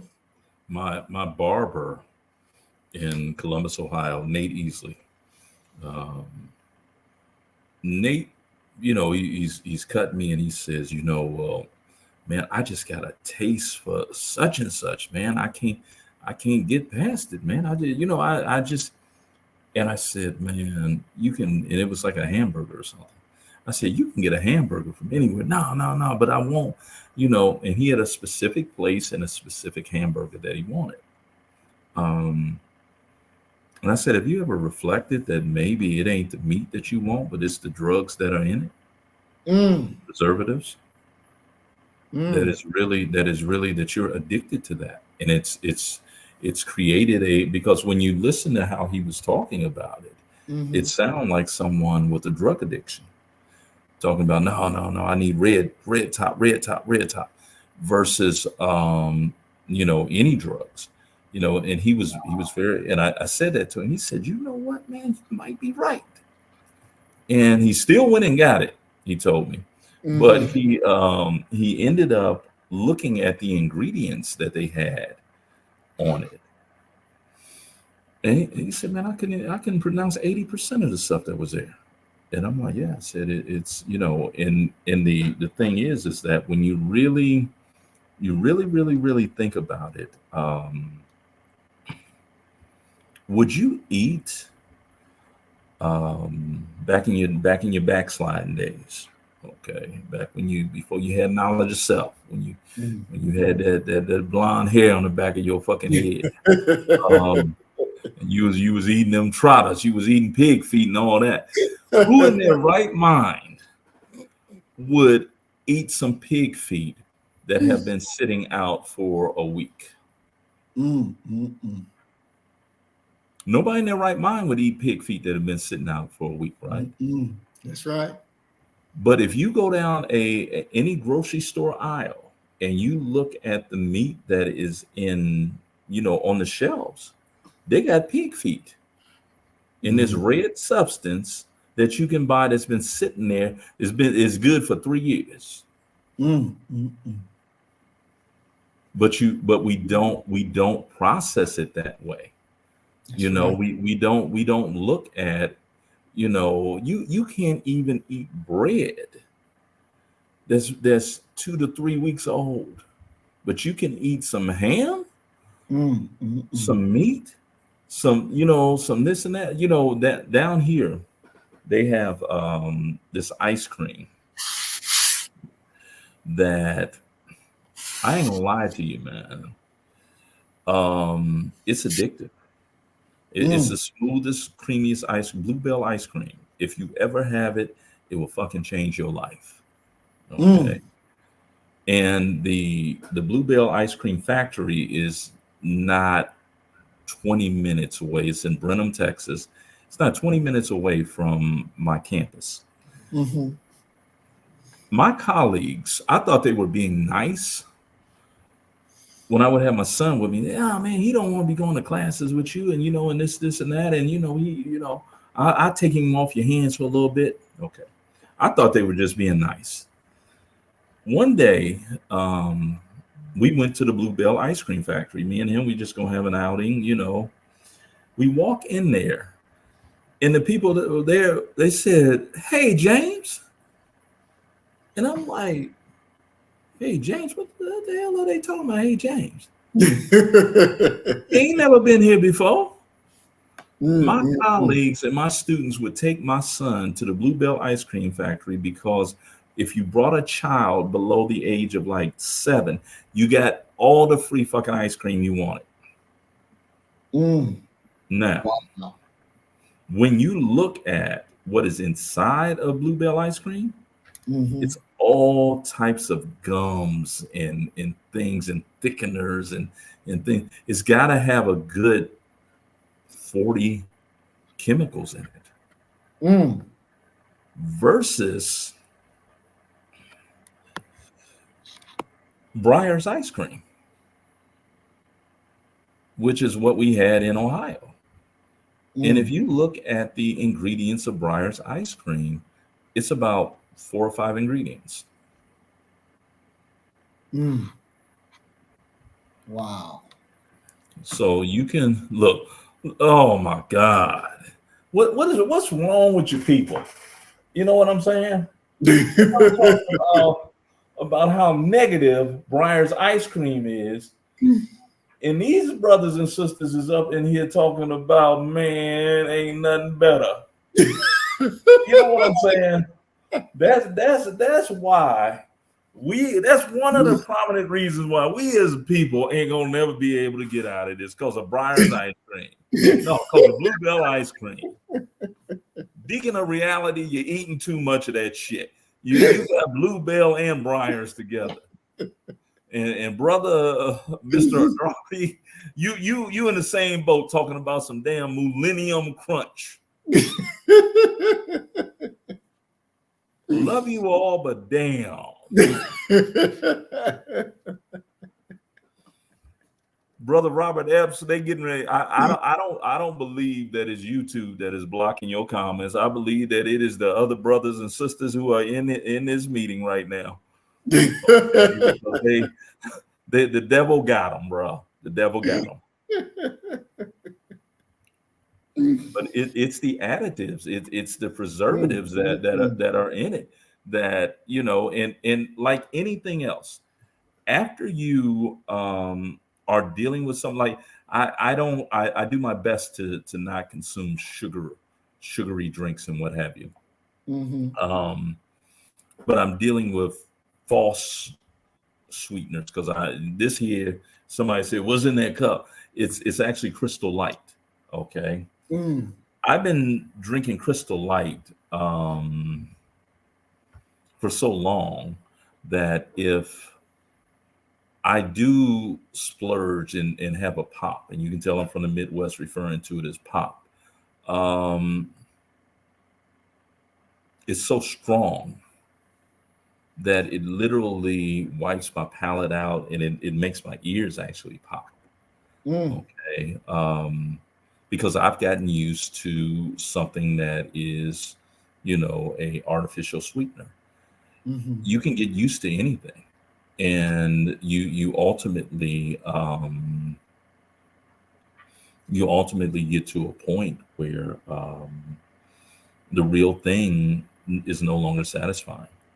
You know, and the idea of having just cream and, you know, and these very things that Breyer's has, it's knocked out the box by what Bluebell is doing. Bluebell is superior to look, Deacon of reality trying to clean it up a little bit. We know you ain't have no doggone Crystal Light. No, you know what I'm saying, man. You know our people, man. Our people.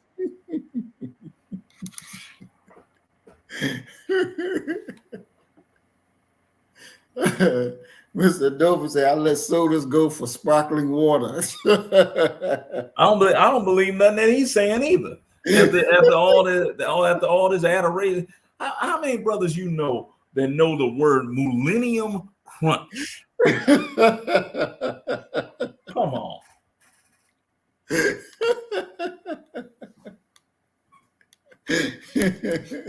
That ain't even a real word. That's specifically for Bluebell ice cream. Millennium Crunch.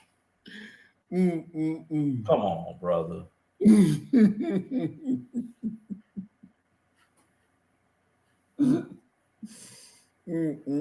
Twin say he can't drink a full soda anymore. Yeah, okay. Yeah. Look, I drink the finer things in life. Yeah, okay, yeah. No. You ain't over here with me, man. Not at all. You probably got a big old bowl of Bluebell you gonna eat tonight. Get out of here. I mean, man, they can bring you down, can't they? You know what I'm saying?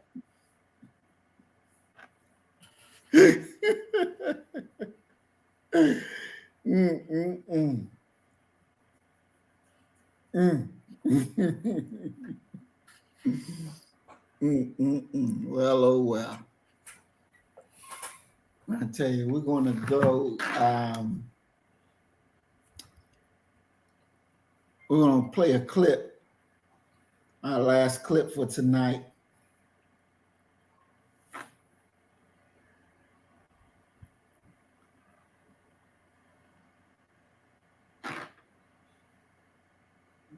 Okay, let's see. Oops.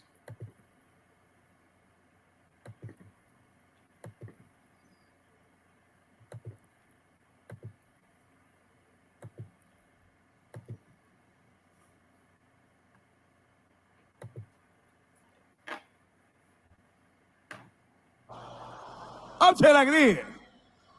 No, man. This shit, man, I was in Vegas. I got here this morning and I saw this white lady with a leash. White folks, y'all something else. No, y'all something fucking else, man. Y'all had a leash on a little kid. Kid just running like a motherfucker. Come here, Johnny. Come here. Come here. Pulling them. Come here. I'm not pulling shit for no 2 or 3 year old. I don't negotiate with terrorists. I get that motherfucker a look. You better freeze like a motherfucker. I'll break your little motherfucking jaw. These little son bitches something else, man.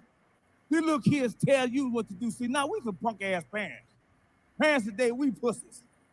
Cause we weak. We want to be friends. Motherfucker kid tell you, I ain't gonna eat that. What type of shit is that? Motherfucker don't eat. I hope you get.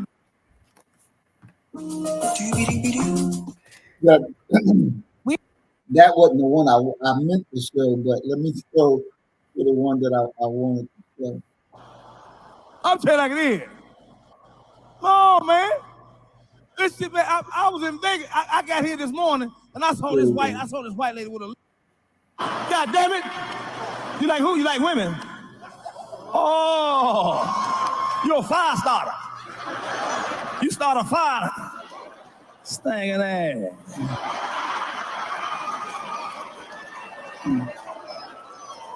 I like women. What the fuck you like? You can't do shit. But kiss it.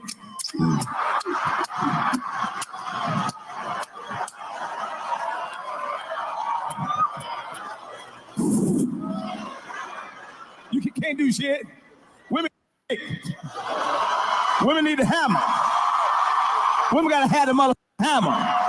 Don't tell me you can't buy one. I'm gonna get the fuck around, get a flow burn between your goddamn fucking no damn door, nigga. You a laughing for real, ain't you? Damn. If I was your dad, I'll beat your ass. I call everybody a bitch ass nigga, but that's not a right thing to do. All right, that was the great brother Bernie Mac. And you know, when you talking with the lesbian, and the end thing really was what got me. He said, if I was your daddy, I'd beat your ass. You know, it's like, where has that gone? You know, we're in the age of being homosexual, being gay. It's okay, it's fine, it's accepted, it's the right thing. Hey, you know, float your boat, do what you want to do. We've lost some steps here, Doc, and it seems to be like it's almost impossible to pull it back. What's your thoughts on that? You know, I whenever I deal with this issue in particular, I'm reminded of a sermon that, you know, I'm coming out of the Blue Blood Baptist tradition, where a woman, I've never seen a woman stand in our pulpit. Never saw it. Even the Women's Day speaker, she delivered her message from the side where the announcements were read by the church secretary.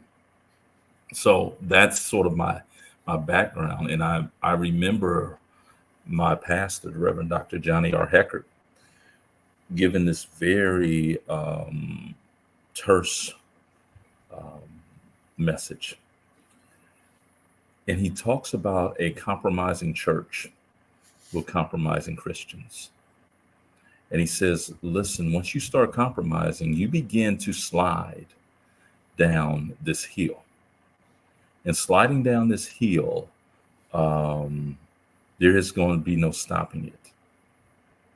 And so in many ways, what we're witnessing is quite simply the hijacking of Black America, the hijacking of even the Black church, because keep in mind, the Black church for many people has become totally irrelevant. That has historically been our moral basis, our moral grounding. And the absence of utility and power and strength of the Black church has allowed an extreme erosion of Black values, of Black morality, and what have you. And I blame and the history book tells us that can be laid directly at the feet of the U.S. government by coming in with social services. There was a time when if you needed the church's help, you had to at least be attending the church, be associated in some way with the church. And that allowed for your children to, in many ways, be recipients of some form of the gospel and therefore moral instruction. Those days are largely gone.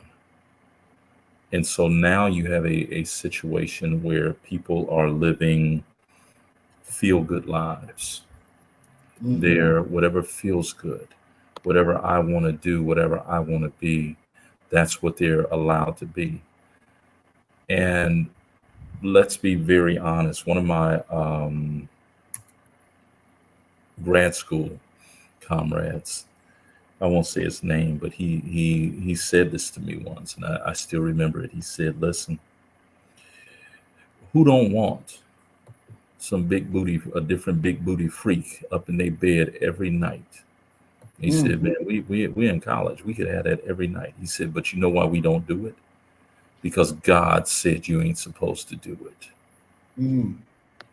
And there is a failure for one to become a slave for God. Simply because something feels good, simply because you have an inclination, a leaning towards it, doesn't make it permissible if you have a relationship with God. Because if the standard is no longer there, what use is God?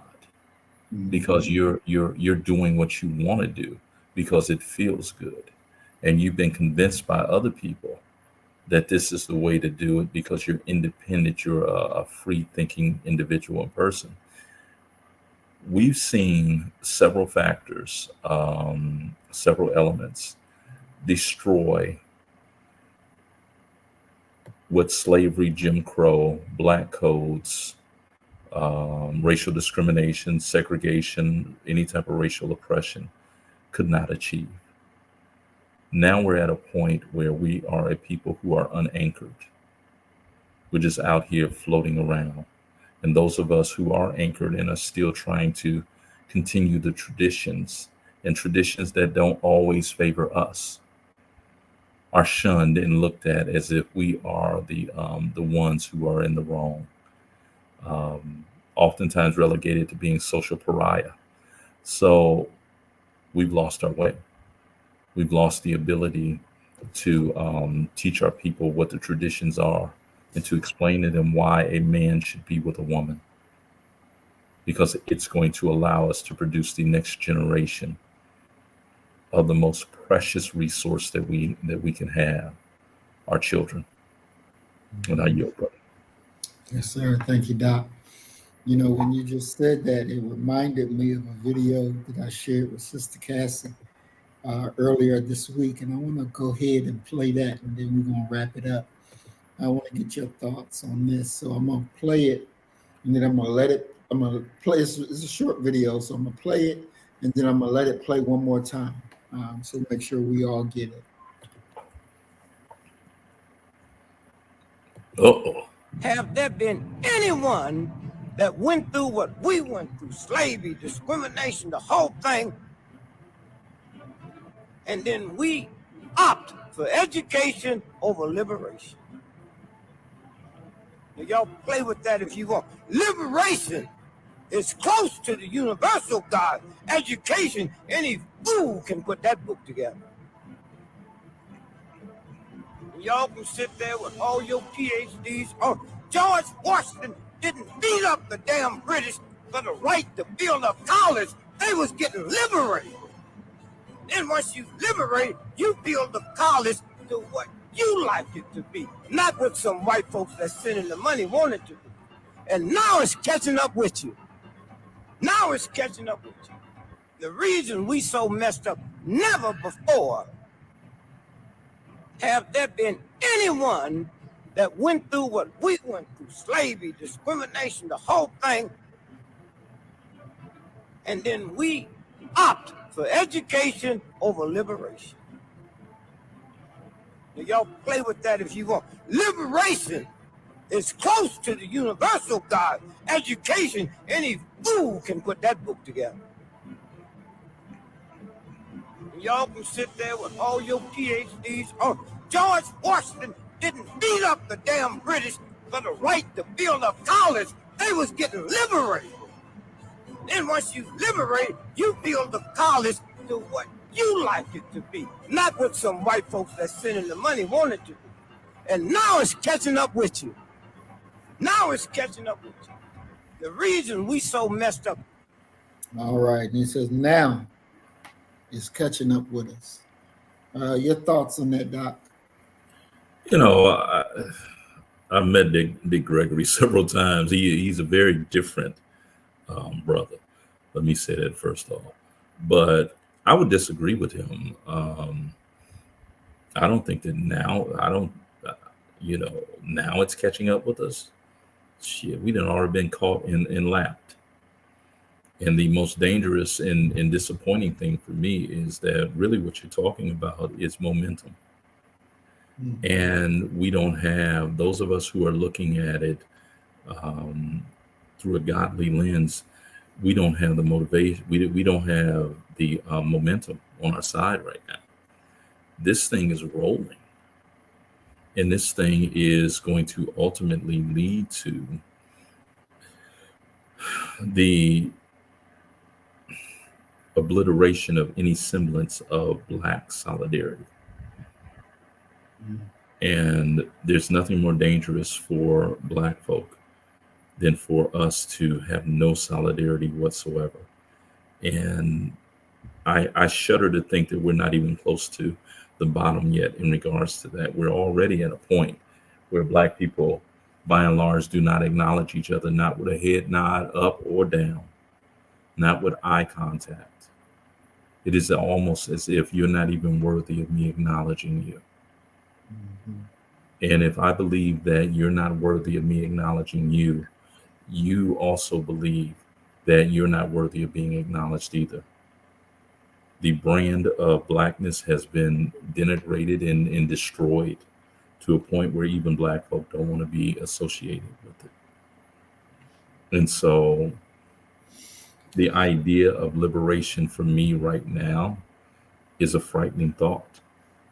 Because if Black folk were liberated right now, what in the hell could we build when we can't even recognize and understand and create any understanding of what Blackness actually means? We don't have it anymore. We've allowed our traditions and our ways of doing things and how we do them and why we do them to be overrun by other folk who are teaching you certain things, but they're not even applying that to their people. They're not giving you the keys of liberation. It's very similar to what we see with Beyonce, you know, a fellow Houstonian. Here you have Beyonce screaming and hollering, all the single ladies, all the single ladies. Yet she goes home to Jay. It's the exact same thing that is happening with so many of these quote unquote alternative lifestyles. You know, be free, live, be merry, because tomorrow you shall surely die. Totally obliterating the understanding and the personal ethos that righteous Black people have. What do we owe to our ancestors? We owe them our lives. Fuck your happiness. Fuck your need to go somewhere and lick on another woman's pussy. Okay? We ain't got time for that. We're building a nation. And unfortunately, these are people who are basically saying, if I cannot live my aberrant lifestyle, to hell with your nation. I'll go over here and help people who are working to destroy the presence of Black folk on the face of the planet Earth. So we've already been caught, brother. It ain't catching up with us. And it's within our universities, within our colleges. An argument could be made that many of these people who have gotten access to the minds of our children are grooming our girls to follow them, not to follow the way of tradition and what it is that we need to be doing to get out of this situation. Many of them refuse to even recognize that we're even in a situation because they're fine with the fall of Black America because they're not connected to it. And they see Black America as being something that is working against their best interests that they got from a foreign people to live a foreign, strange lifestyle that our people have historically never lived like. And I yield. Like, I want to deal, after this question, we're going to go ahead and close out. But once I read the question, I definitely wanted to get your response to it. Mr. Duffy says, Doc, weren't the enlightened thinkers bucking the religious system like people are today? And without them doing so, we wouldn't have this country. I don't fully understand the question. Mr. Duffy, if you could rephrase your question so that Doc can fully understand it, because I would like for him to provide. I mean, because are you speaking about the Europeans emerging from the Dark Ages? What are you? That's how I took it. That's what he was referring to them.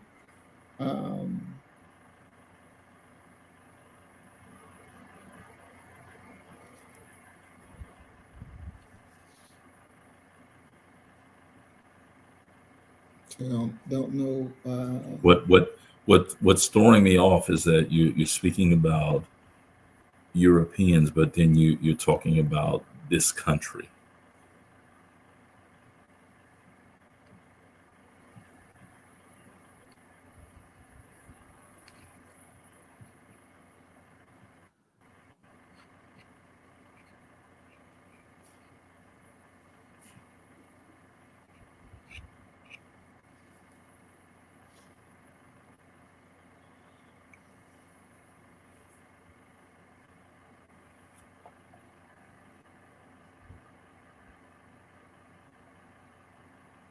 Okay, so hopefully he's rewriting this question.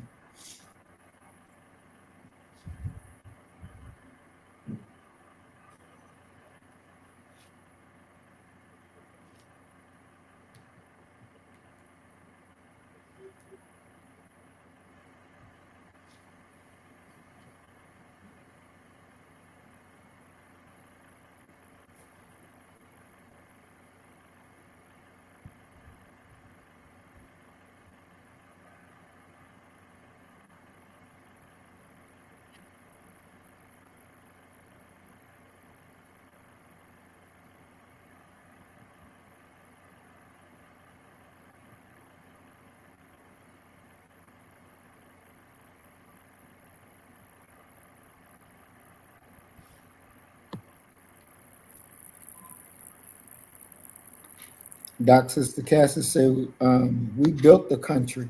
What do you mean? We built it and we're building.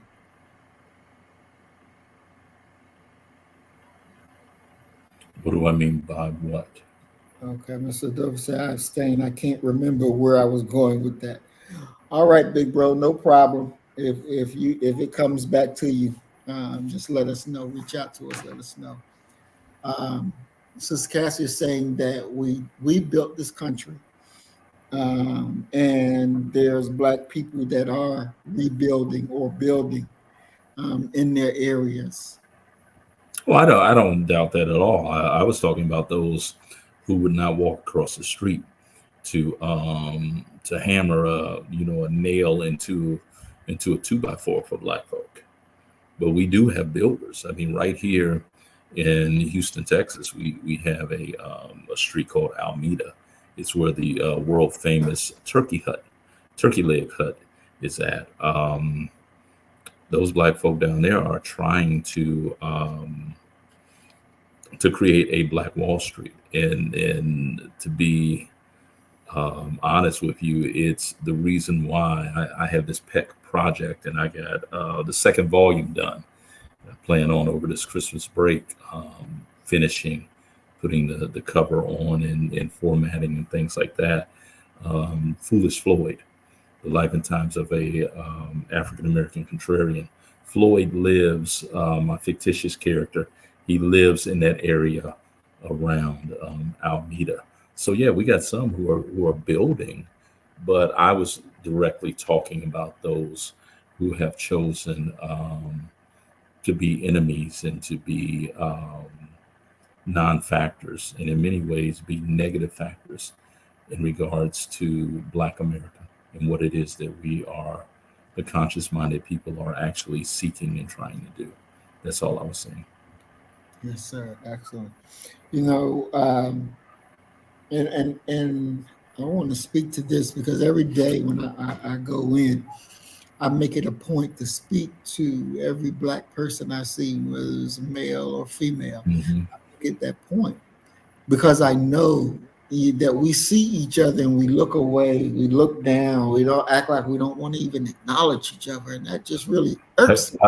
I call it the 6 foot look away. When they get about 6 feet away from you, they either look down or they grab their phone. They act, yeah. Mm-hmm. Yeah. And I hate that. So I make it my point to make sure that I greet them, and you can see they got one look on their face, and then when you greet them, what's going on, brother? You looking good, this, that, and the other, they start to lighten up, Mm-hmm. And it's something that we have to take upon ourselves and push and push and push. We got to be able to speak to each other and let them know, I'm going to share this Black love with you, so that we are family and we should always be happy to greet and see each other. We're going to go ahead and move the closing comments. Doc, your closing comments? Well, I'm glad to be out of Facebook jail, YouTube jail, or whatever incarceration place we had. Great to be back, man.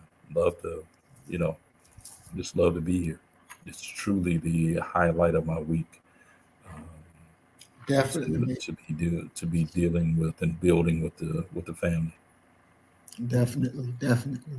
And I had put up Mr. Forte comments when he definitely thanked us for being Black, for being back. He missed us, and that future feeling is definitely mutual. We missed you all as well, but we're back in stride and going to do exactly what it is that we need to do. Always. That's just what it is. That's what it's about, because we love you all. We appreciate you too, twin. Definitely. Sunday, we're going to, Doc, are you available Sunday? Sunday is at 4:00. That's the Lord's Day, man. And I'm, right now, I am somewhat unchurched, So I had, I'm available. Okay. let me just say that. I'm available, brother. Good. Well, y'all can catch us every Sunday. We're going to be right here, 4 o'clock Eastern, 3 o'clock Central. Right here, 4 o'clock on Sundays. That's a better day. I ain't got a lot of ripping and running to do. I can be right here. We don't have to miss programs and none of that stuff. So we'll be right. Looking forward to seeing you. That ain't why we miss programs, bro. Huh? That ain't why. You tell the truth.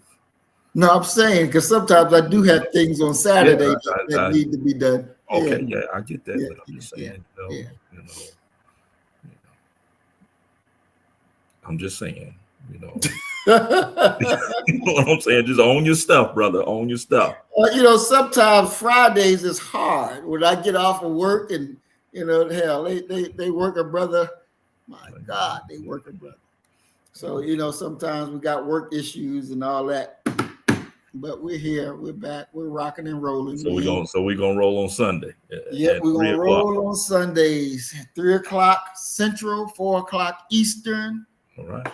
The Sunday program will take place, and so remember, put Fridays on your calendar and put Sundays on your calendar. We will be here. So we're doing Friday and Sunday. Friday and Sunday. See how you wasn't clear with that, brother? Let me know. Yeah, okay. Friday and Sunday. All right. That's how we got to be. We can't let up. We got to keep it popping. Let's do it. All right, excellent. So as we always say, you kill the nigga in you, I'm gonna kill the nigga in me, and our God will reign supreme. We are Black First, today, tomorrow, and forever. We love you, family. Peace and blessings. Assalamu alaikum. Shalom. So you better get the message and get it straight. You're gonna need some bridge work. It's simple as that. Because we're living in Georgia. We're living in implementation.